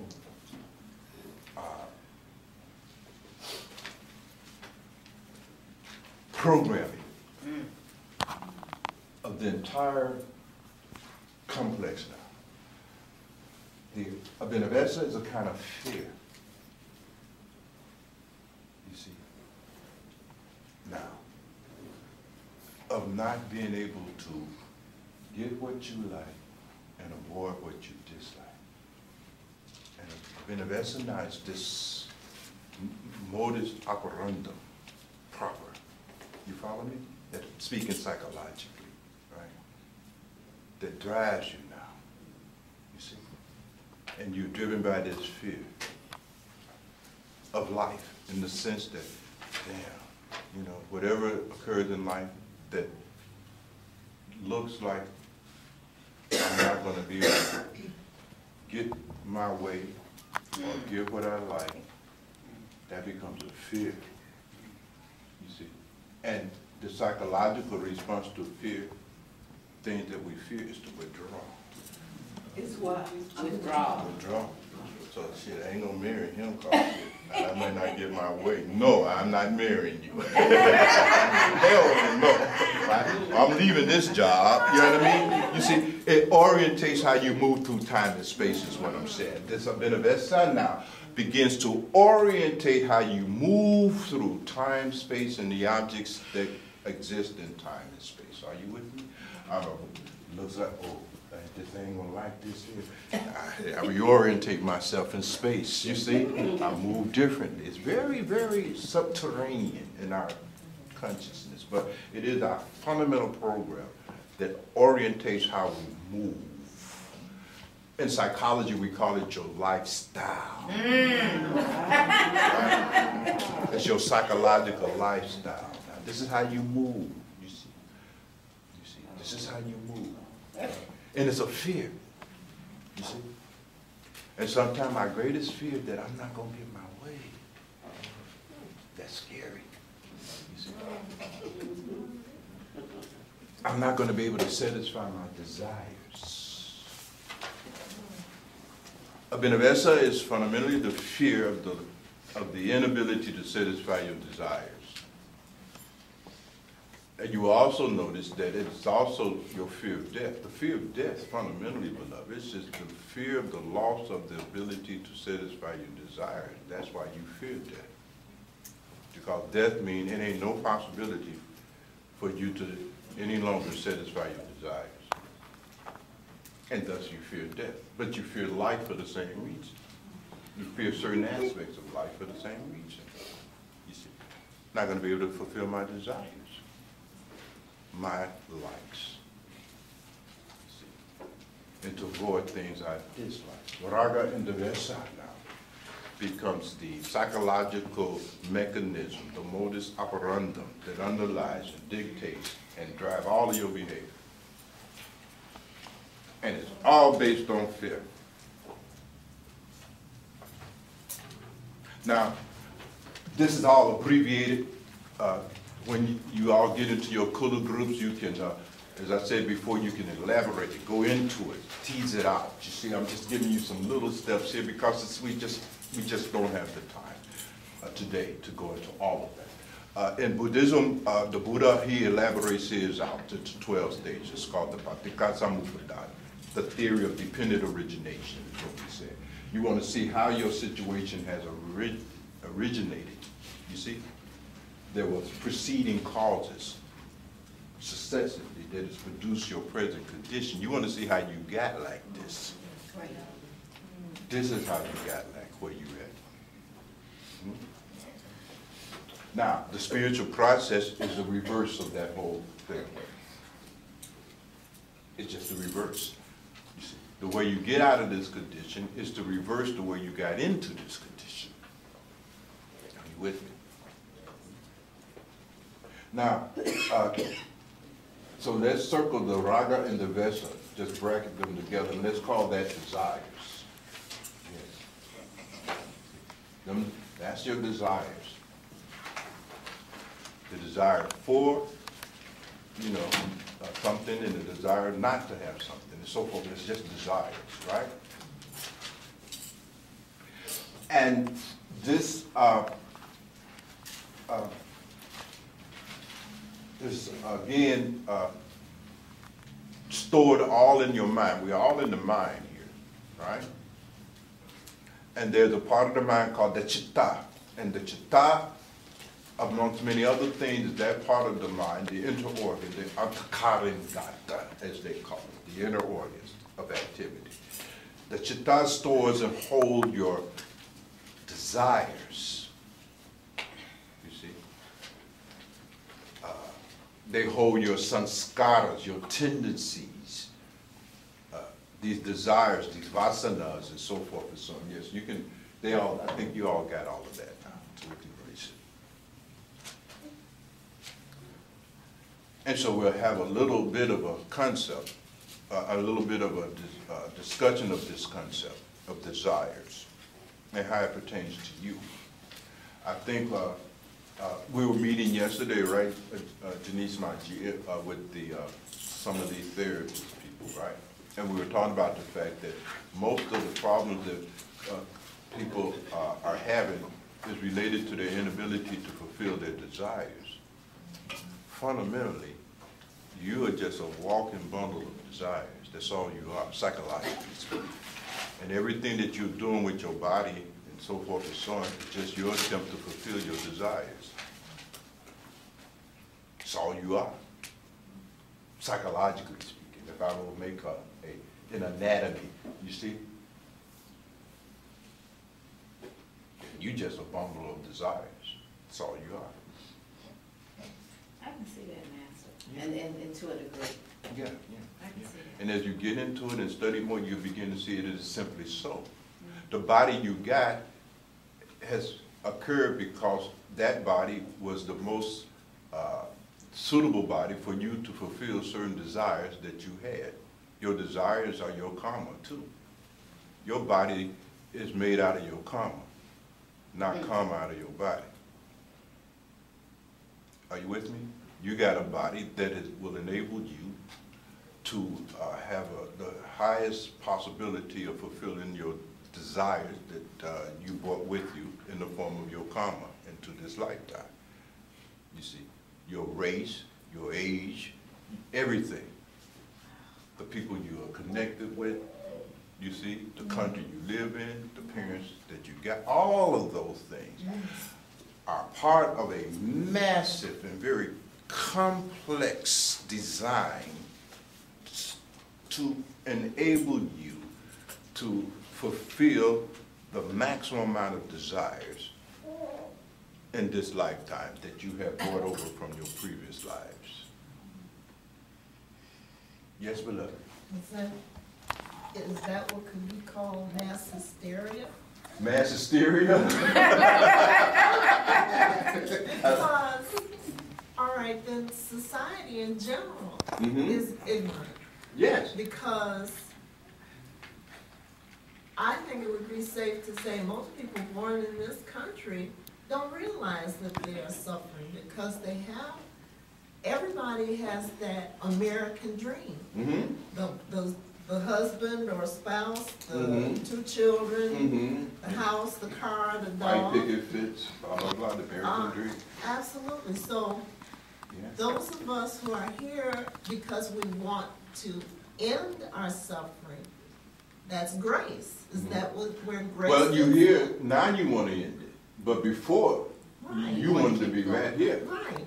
But now if you're coming to some kind of realization that, oh man, I messed up. That was a mistake. It ain't a party at my uncle's house. You come to that realization now, right? But that karma don't have to roll. Are you with me? Now you will have a new desire, right? But the lifetime you got now is a product of those desires that you had prior to this lifetime beginning. That becomes your pralabdha karma. That's fixed. Are you with me? That's not going to change because you already done got this female body or this male body. You black, you in America. That's done happened already, right? But now you want to change your mind. Oh, shit. You know, I messed up, right? Okay, good. That becomes a new desire, right? But it can't be fulfilled in this lifetime, necessarily. Are you with me? But at some point you have to You'll come know back. that you're suffering. Yes, it depends again, beloved. This is the thing that is the problem, you see.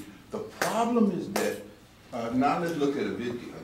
Put a video back up here. This is where a video is so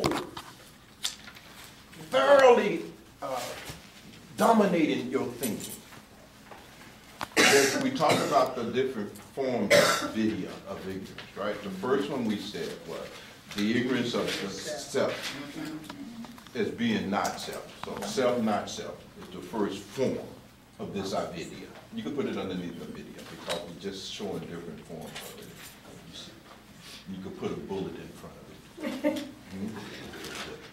That's the first kind of ignorance that we suffer from, right?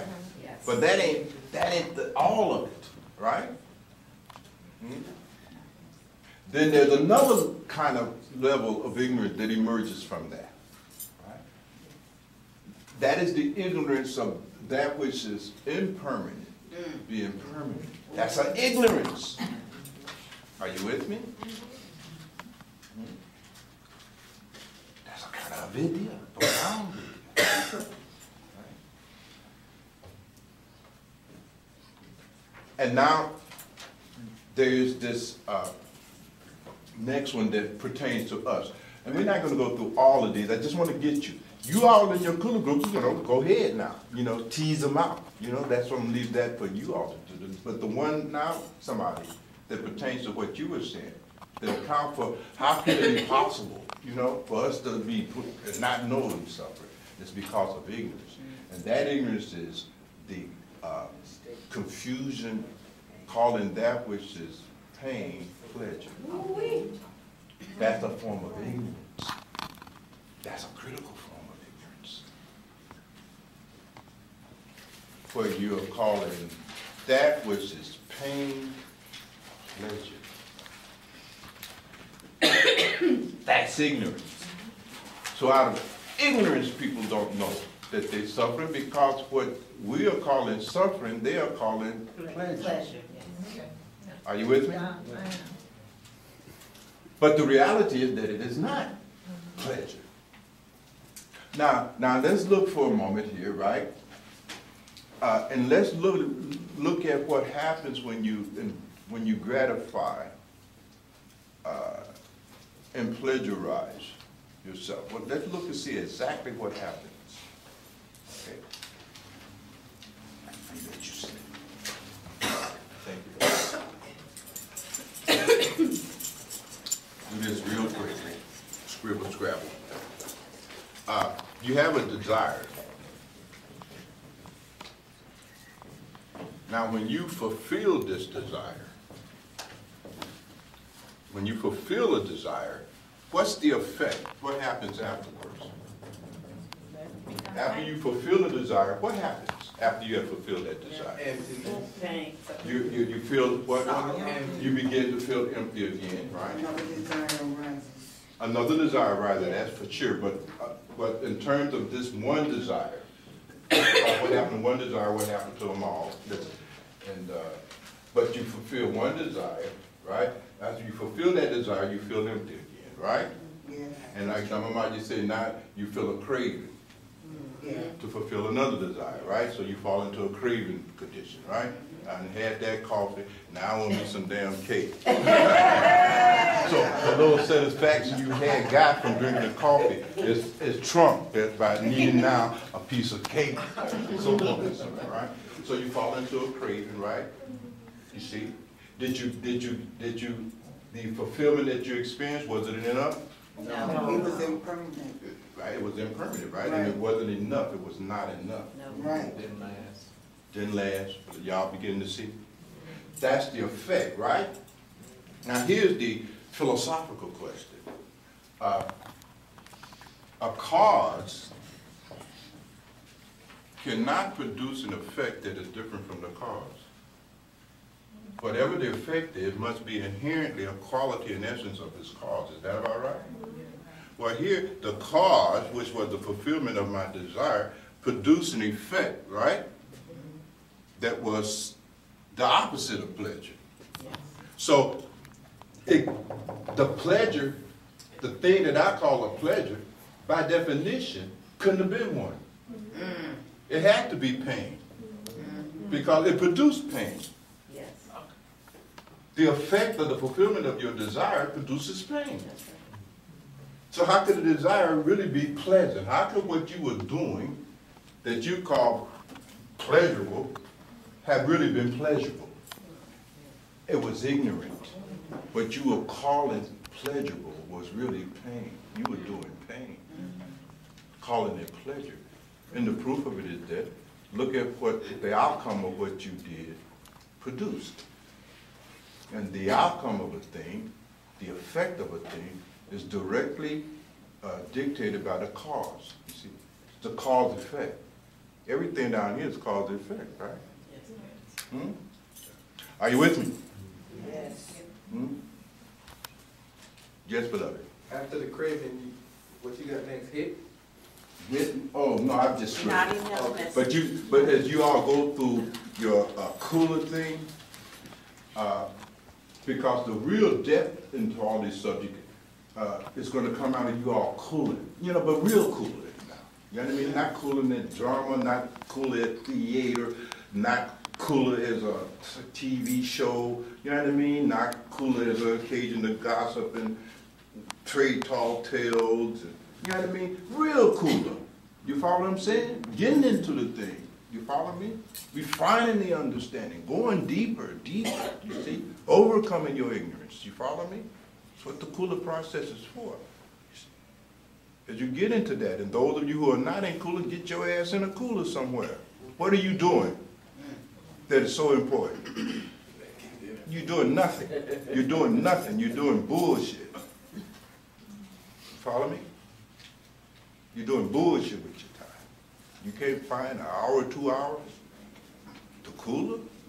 Then that means your whole life is out of order. You see, one of the things that you all been looking at has been these yums and the yummas. Right. Is that about right? And I mentioned to you all in the handouts that I might have sent to Aladasa and the handouts that you were sending to the Superman cooler mates is the fact that these yums and niyamas are, again, just another way of articulating my art.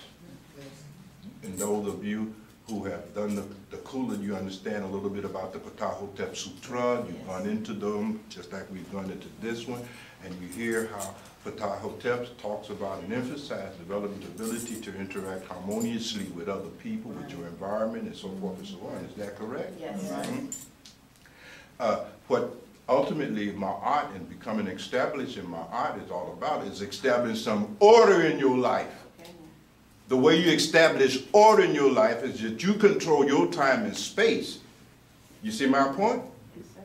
You got to control your time and space. You got to control your time and where you are in time. And bring some order to that shit. That's discipline. That's why you meditate at a fixed time. You bring in order. You out of order. Your life is chaos. The opposite of order. That's why you can't do nothing, because you helter-skelter.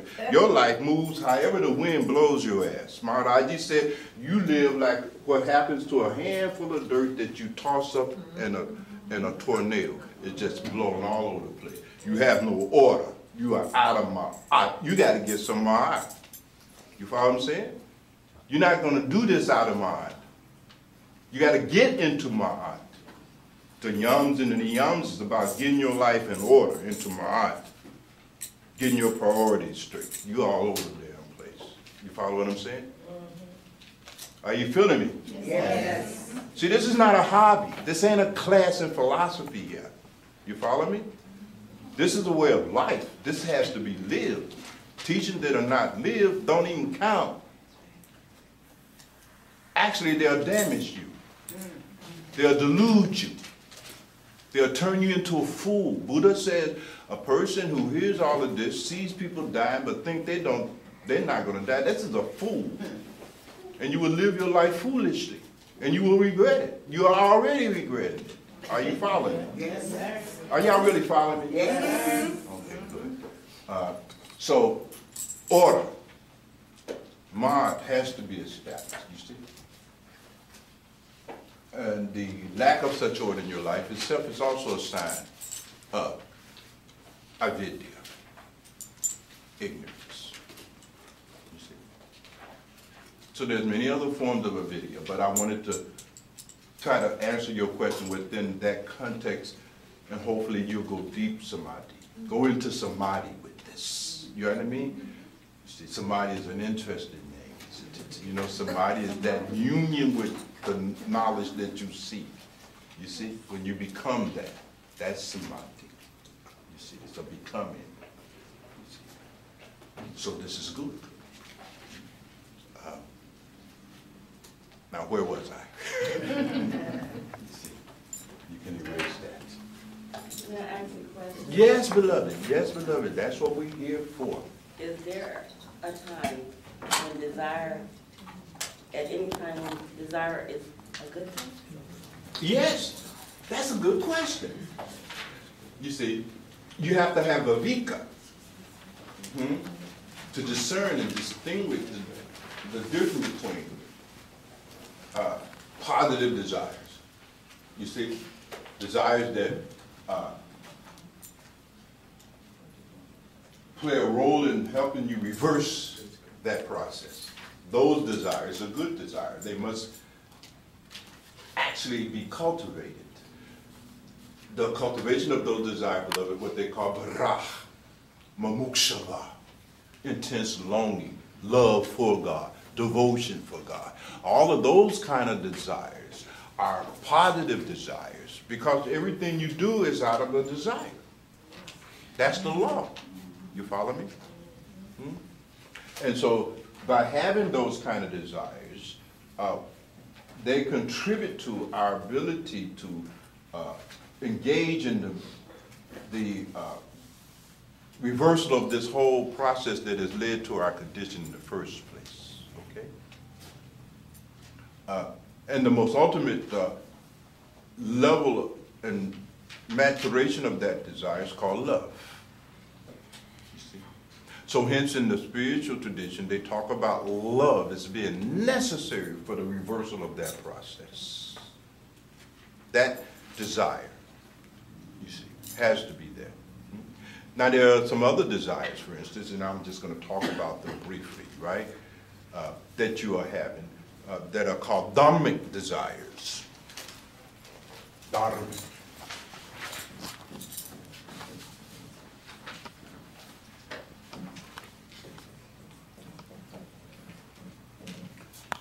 And a kind of way of articulating that would be like dharmic desires, or like desires for righteousness. These are righteous desires. follow me? Dharma is sort of like a kind of righteous duty, so forth.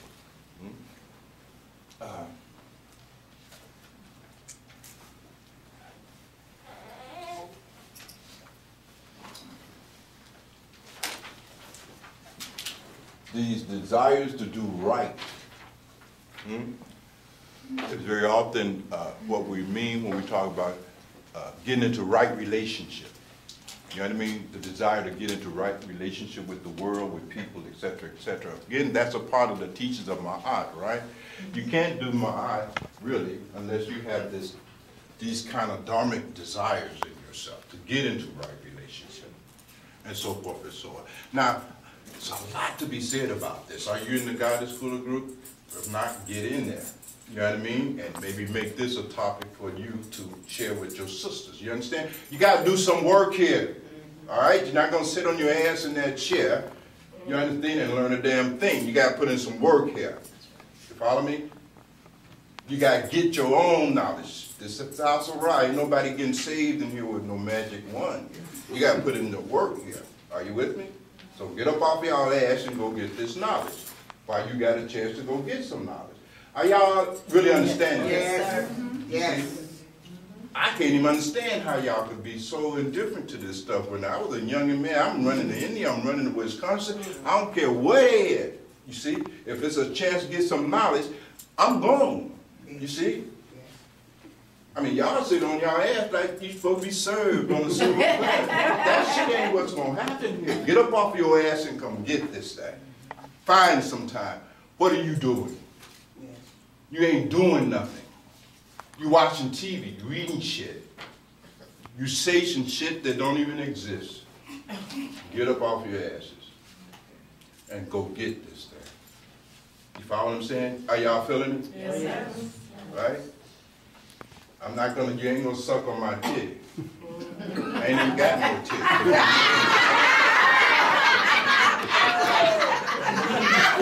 My titty is dormant. I was born a woman, but I changed into a man. You know, after the 49 days in the womb, you know, I decided, no, I'm gonna be a man. Right?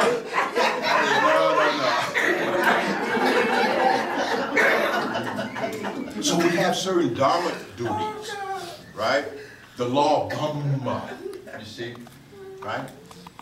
And these duties basically is about the fact that we have to have a desire to balance our acquisitions from life with our contributions to life. Dharmic desire is a desire to establish my art. See, this is my art, balance. My art means balance. My art means harmony. My art means retribution and reciprocation. You see, my art means giving back to that which you've taken something from. Are you with me? Yes. It's about balancing your acquisition, things you have taken from life, with contribution to life, you see. So there are some very specific ones. I'm not going to exhaust them. That's your job. That's your business. You know what I mean? I'm going to point you in the right direction, There you though. go. You see? Watch me work. Okay. Nature. The environment itself. Look how much we've taken from that. Yes. We're breathing it. We're Yes. eating it. Yes. You see, it's warming us. So we have an obligation. We have a dharmic duty. And there should be a dharmic desire, therefore, to give back to nature. You see? And there's many ways to do that. You give back to nature by not harming nature, you know what I mean, and so forth and so on. You all can figure all that out. But that's a part, that should be a desire in us to make retribution, to give back to that from which we have taken something. We all have had parents, right? Family, so forth and so on, right? And there should be, therefore, a desire and a duty, a dharmic duty and desire to, again, balance that equation.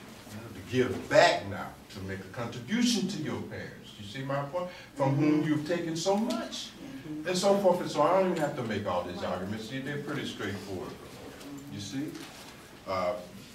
The elders and ancient Kemetic tradition and in India and so forth. So this is really a special group.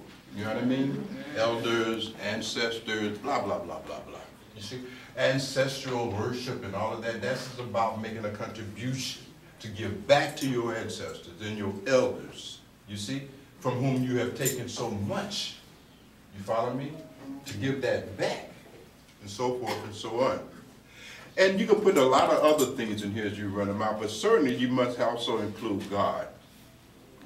God has got to be one of them. You see my point?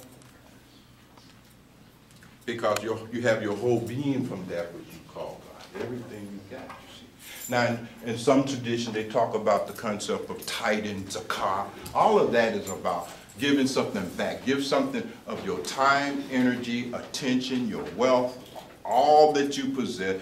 A certain percentage of that should be given back to the very divine itself. You follow me? To try to balance that equation. Now, they talk about 10% and so forth and all that, but you get the concept. Yes, Right. Are you with? It's the concept you have to get. You follow me? But that's Dhammic Raga Bhakti. You see? Even your name, Raga Bhakti, Raga, that desire, is to do what? Bhakti, the desire to love. You see?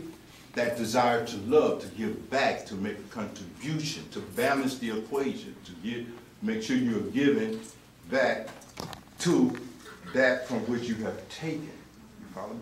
The Native American Indians and other indigenous people, you will see it. They go out, they will plant a tree, you know what I mean? And then, you know, cut a tree down and make a hut. They will plant a tree to replace that, you know? Eskimos, all of that. You find that in indigenous culture. There's a kind of reverence for life, a kind of reverence for nature, a kind of reverence for the land, you know? Right. They will kill a buffalo, then there are a ritual and they do a prayer Right, thanking yes. that buffalo. Yes. You know what I mean? Yes. You see, for sacrificing their life That's life. so that we can have life, you know? Yes. And then they're going to take care of that buffalo herd. They're not going to kill any more than they need to eat. You know what I mean? Yes. They're going to feed them buffaloes if Right. for some reason their food supply. You know what I mean? You see. I mean, it's very different, you see. Yes. They're in right relationship. There's balance. There's recognition. That's Dhamma. You see? That's a desire that helps you reverse your movement. You see? To reverse the process that has caused you to feel so separate. You begin to feel more oneness. You begin to experience the interdependency of things, you see. The African ancestors used to say, I exist because we are. We meaning this whole thing, not just we meaning your mama, your daddy. No, no, no, no, no. That's a narrow understanding of that proverb. I exist because we, the universe, exists. You see? Right. And there's an obligation. You follow what I'm saying? Something is breathing me. I mean something. I'm killing viruses as I speak. You understand what I'm saying? Yes. So righteous behavior then becomes a behavior based on this understanding of the necessity to balance our acquisitions with our contributions in life. This is my art. You see. That's a desire. That's a good one, don't you think? Now, there's other kinds of things we can say about desires, more from a psychological point of view. You see, we said a little bit about that, you see. And so I'll let my other hand and body get to work here. We'll say just a little bit more about that. And then we're going to start bringing this discussion to an end today. There are other kinds of conversation we can have about desires. And the first thing to note is that there are different types of desires, categories of desires, classifications of desires. You see? The first one is what they call pratsupta. And we won't even worry about the Hindu too much, but pratsupta desires are those categories of desires or vasanas that are buried deep in your unconsciousness. There are desires, Raga Bhakti, that we all have. You're not even aware of them. They won't even rise up in your consciousness until the circumstances and the situation conducive for their fulfillment arise. Are you with me? They're unknown to us. So these are the prasutta vasanas. They are dormant, unknown to us, buried deep in the unconscious layer of the mind, unknown to us. There are desires that we have that are not very intense. Okay, we have some desires that are more intense than others. They're therefore a category of desires that we have, right, that are not intense. You see, tunno vasanas. You see, the tunno or tunno vasanas are those vasanas that we have, those desires that we will experience. You follow me? That will rise up in our consciousness and therefore move us toward fulfilling those desires that are not very strong. You see, they're thinned out, they're diluted, they're diminished. They're there, but they're not very. When they rise up in consciousness, those are the kind of desires that we could either take it or leave it. You know what I mean? We're not driven by them. You see, what has happened is that a desire has come from the subconscious or unconscious into consciousness that was not very strong. You know what I mean? It was not very strong. It has arisen out of the depths of our psyche, out of our unconscious or out of our subconscious into our conscious level. But it's not a very strong one. You know, I can take it or leave it. You know, nice if I get it, but if I don't get it, that's okay. You know what I mean? It doesn't, I don't become obsessed with it. Are you with me? If the circumstances that makes it possible for me to fulfill it doesn't require me to do too much, you know, maybe I'll pursue it. But if I have to work too hard in these circumstances to get it, you know what I mean? I'm not going to do that. But it's possible, you see, that I could fulfill it, but, you know, no big deal. Passing thought, that kind of a thing. That's tonno vasana. You see, it's a desire that will come up in your awareness that is not particularly strong. And then there's another type of desire that will come up out of our unconscious, subconscious levels of my mind into our conscious level, called udara. Udara vasana. Udara vasana. Don't worry about the Hindu. The concept is what is important. When the udara vasana emerges out of our unconscious or out of our subconscious and enter into our conscious level of mind, they're strong. These are desire raga bhakti. When they come into your mind, you become obsessed. You know, you're compelled to act on it. You see? And it could be all kinds of things that would vary for different people. You see, sometimes, you know, the thought of an item of food comes into my mind. I gotta go have it. You see, I mean, it drives me as if it's a matter of life or death. I gotta get this chocolate cookie or I'm gonna die. You follow me? So it doesn't always reflect the philosophical significance of its fulfillment. It's just a desire that comes and hits you that is strong. You know what I mean? That's usually a desire that you done fulfilled before, that went back down under and take on the force of a great craving now. Are you with me? It's cycling. And every time you indulge it and it disappears as much, and it goes back underground, get back in line, and comes up again. Every time it comes it comes out stronger and stronger and stronger, because you know you can count on this desire being fulfilled to get you a little relief. You know what I mean? And it picks up that force. That's a samskara that drives it back up. Are you with me? A tendency. So forth and so on. But these are the udara vasanas, you see? And when they emerge up into consciousness, you become obsessed. They take you over. They drive you. You follow me? They drive you. And remember, these desires need not simply be desired for the gratification of some gross sense. It could be desired to be right. And that desire hits shit. You're going to argue all night long. You're not going to let this go. Money Rod, you ain't going to get no sleep, man. Shit, you know, man, you got to know I was right about that shit that you did 20 years ago.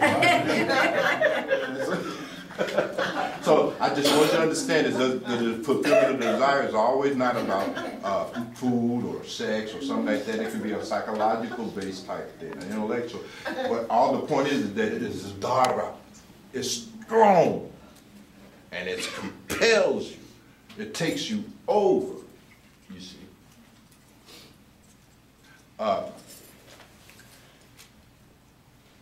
A classical example of a kind of udara vasana, the desire for food when you're hungry, and drink when you're thirsty. Those desires, when they come up, you're gonna act on them. You see, they will not be undermined, because those desires and the fulfillment of those desires are essential to your need for self-preservation. So the more those desires that arises in consciousness are related to your sense of self-preservation, the stronger those desires will be, and the more difficult it would be to resist the fulfillment of them. Are you following me? Yes. You see? So when there's thirst in this body, and the body is about to, you know, dehydrate to the point of serious threat to its continuation, that desire for water will become intense. And you will drink water, even if you got to drink it out of a stool. You're going to drink some water. You follow me? It will trump all of that shit. You know what I mean? Because that desire is connected to the fulfillment of a need that is crucial for self-survival. The desire to avoid extremes of heat and cold. See, those are real. You know what I mean? You out there walking, it's hot shit. I had to find me some shade somewhere. You know how it was in Egypt, right? I ain't going in that damn chamber because it's hot in there. You know what I mean? And I'd be fainted messing around in here looking at these hieroglyphs. So I get some shade and so forth. But there's just that natural desire. You see my point? To avoid or fulfill those kinds of needs that are crucial for self-preservation. They even have a similar phenomena that goes on with you on the emotional level. Sometimes we can say, well, man, I got to get me a man. I got to get me a woman. If I can't get me a man or woman, man, I'm going. You see my point? That's a desire for a man or woman, for a relationship with another human being that have a kind of intensity equal to the desire for food when you're hungry. You see my point? Even though they're different in the sense of you don't get a man, you ain't gonna die. You don't drink this water, you are gonna die. You follow me? So philosophically, they're not equal. But your emotional experience of it is as if it is a matter of life and death. Are you with me? Yes. Or it could be an intellectual thing, man. I got to find out the answer to this thing here. You know how many of us have gotten up out of the bed at night? I know Bilal do it, and get up and go look and see. Now, let me see what that fourth Veda is. I know the fourth. I can't remember what is that fourth Veda. You got to look it up. It's on the computer, right? Her husband suffered immensely from this disease. I know he's tried to go to find bookstores that were open after 1 o'clock. I tell Daya, there are no bookstores open. You know what I mean? Well, I'm going to try. Maybe Walgreens is. I said, why would Walgreens have a copy of the Bhagwan Gita? Come on, man, go to sleep. Go to lay your ass down, sleep. You know. But again, it's that desire. So your desire for knowledge, a particular kind of knowledge, can be as strong when it hits your conscious mind as the desire for food, water, or heat, so forth and so on. It depends, because each of us comes with our own desires of these various degrees of intensities, you see. And they become the stuff out of which our karma is made. Our sanskaras are those kinds of impulses in us that moves, that when they rise into our consciousness, they create a strong force in our behavior. Those are our samskaras. You see that tendency. You see? So we all have those things that are unique to each one of us. And then there's a fourth type of in classification of desires. We call it visena. Don't even worry about it. It simply means those kind of desires, the visena desires, vasanas, are those kinds of desires.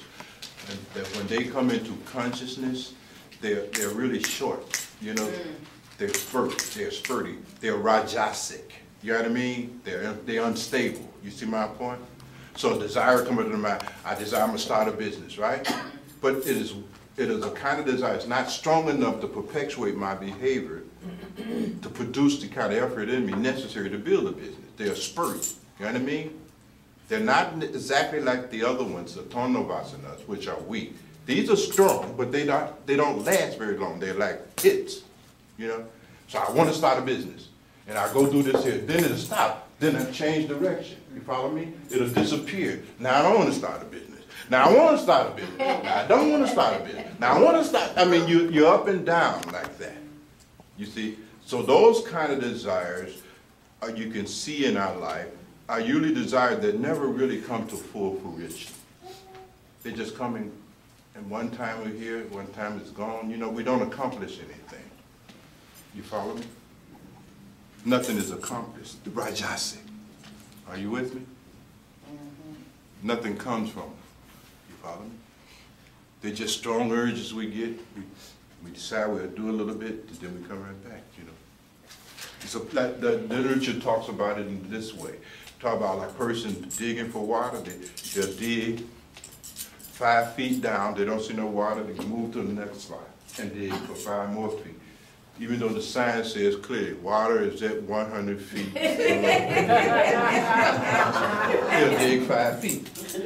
Shit, it ain't there. And they dig 5 more feet. And then they just got holes all over their life that they've dug 5 feet down and they never get any water. You see? Those are Vasanya Vasas, you see? The kind of desires that are not strong enough to really result in any kind of meaningful outcome in your life, you see? Sometimes that's how our meditation is, come out of that level of desire, you know what I mean? I meditate 5 hours a day.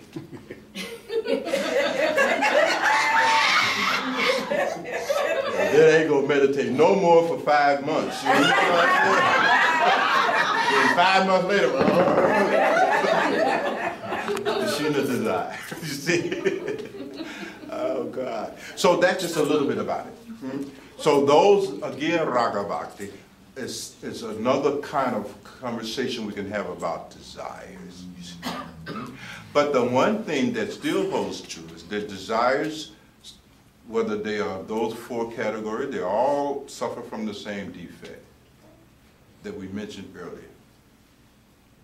They are arising out of ignorance. Are you with me? And we are pursuing their fulfillment. You follow me? Under the same kind of ignorance. Because even when I eat, you fall under the illusion that you won't be hungry again. And you will be hungry again. You drink and satisfy your thirst, and then you presume you will never get thirsty again. You will. Are you with me? Now that's of course a rather dramatic statement, but you understand my point? Every desire that we fulfill, we're just going to have to keep fulfilling it again, and again, and again, and again, and again, you see. Now that's one of the functions of the mind, is to help us fulfill these kinds of desires, but we will have to fulfill them over and over again. There's no end to them. There's that other function of the mind that I was telling you about earlier, that is to bring us liberation from that very cycle. The liberation from the necessity to go on forever involved in this cycle of drink, thirst, drink, thirst, drink, thirst, drink, thirst. You see? Eat shit, eat shit, eat shit, eat shit. You know, I simply call it click, clack, click, clack, click, clack, right? So most of our effort in fulfillment of desires is a kind of click, clack, isn't it? You see? And the purpose of spiritual practice is to be liberated from this click, clack.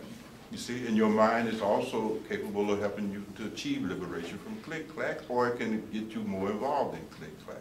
It depends on how you train this mind, you see.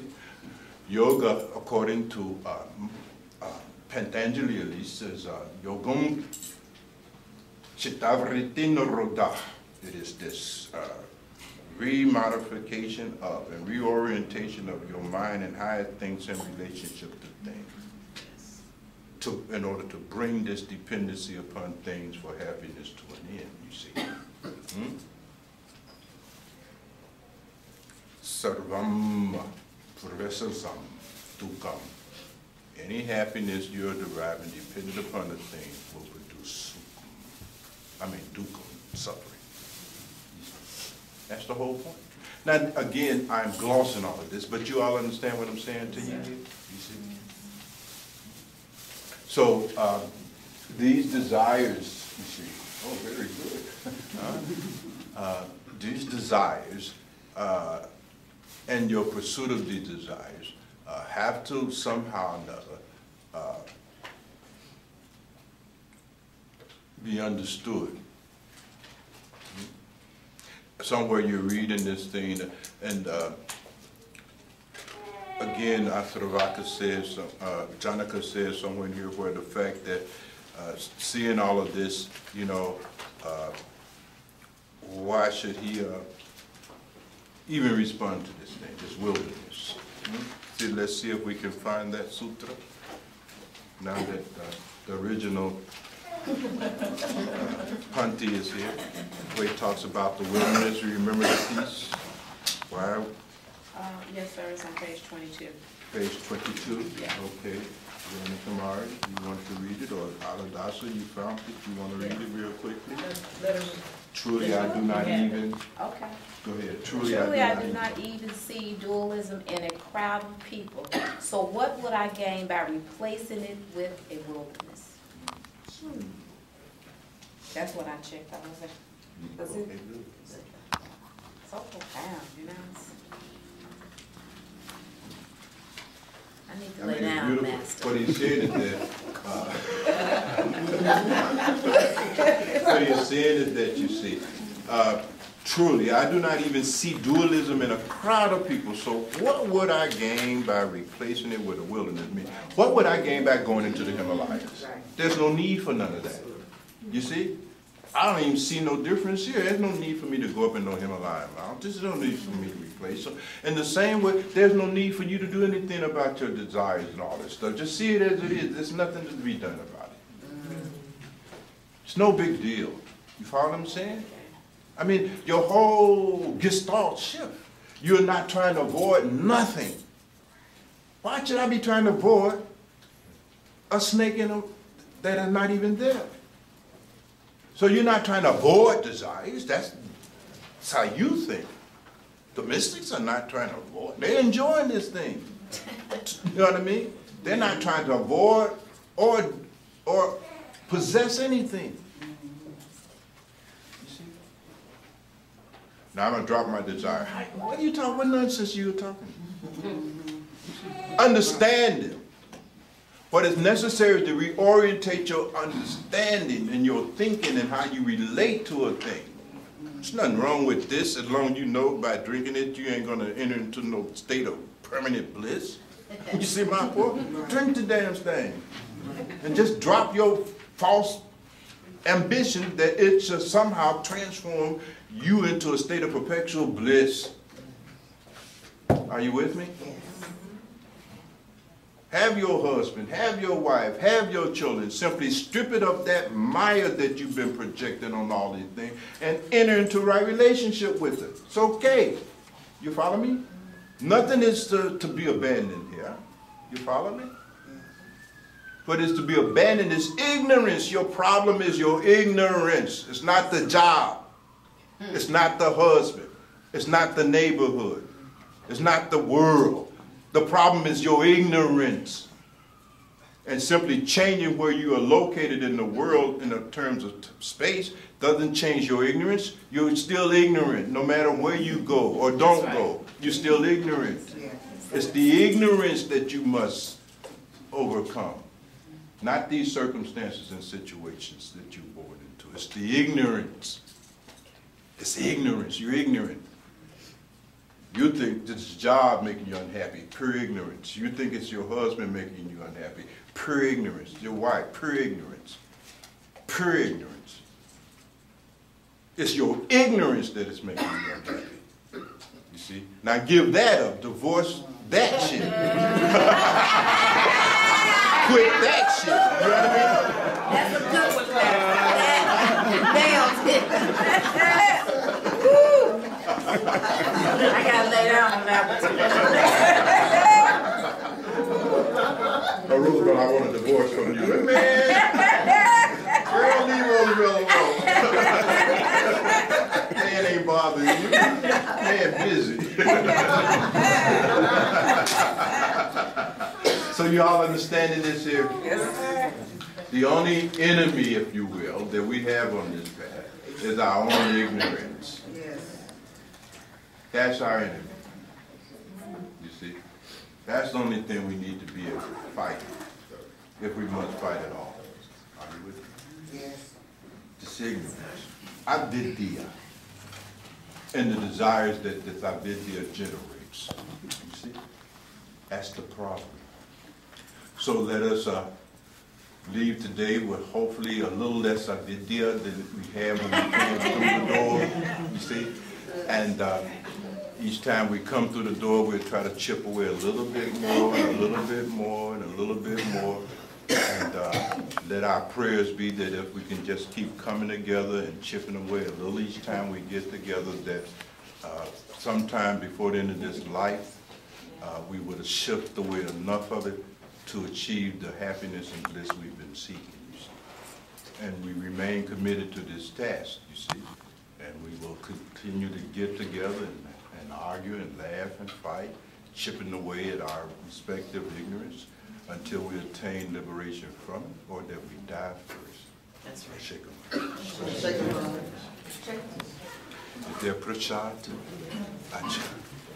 And is there music for prasad?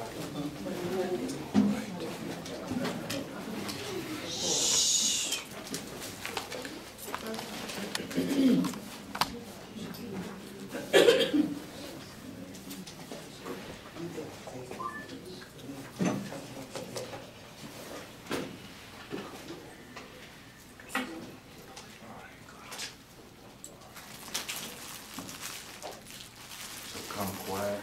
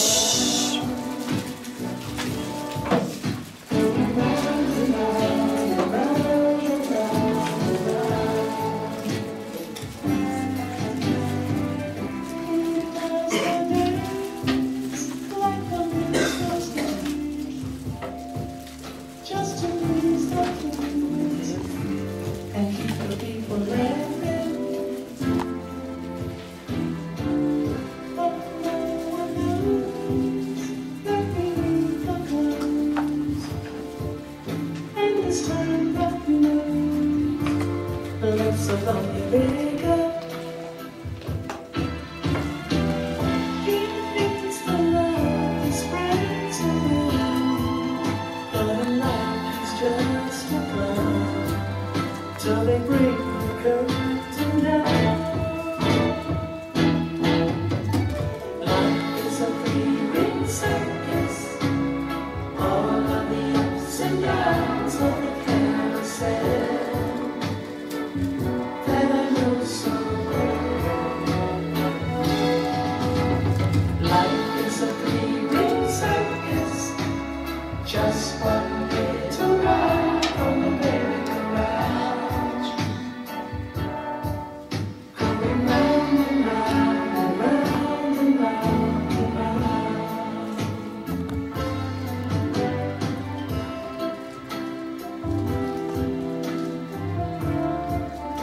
This is so true. This is so true.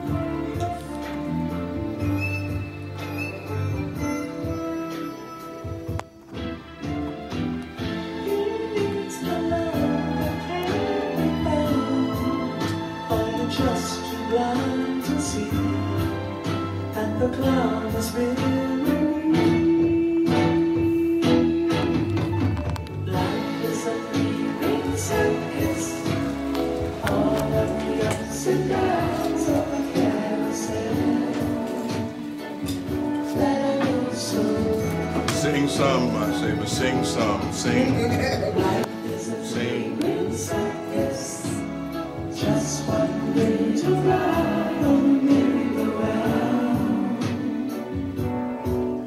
going round and round and round and round and round, going round and round and round and round and round, going round and round and round and round and round. This is true. This is true. This is true. This is true. Sing, Louis.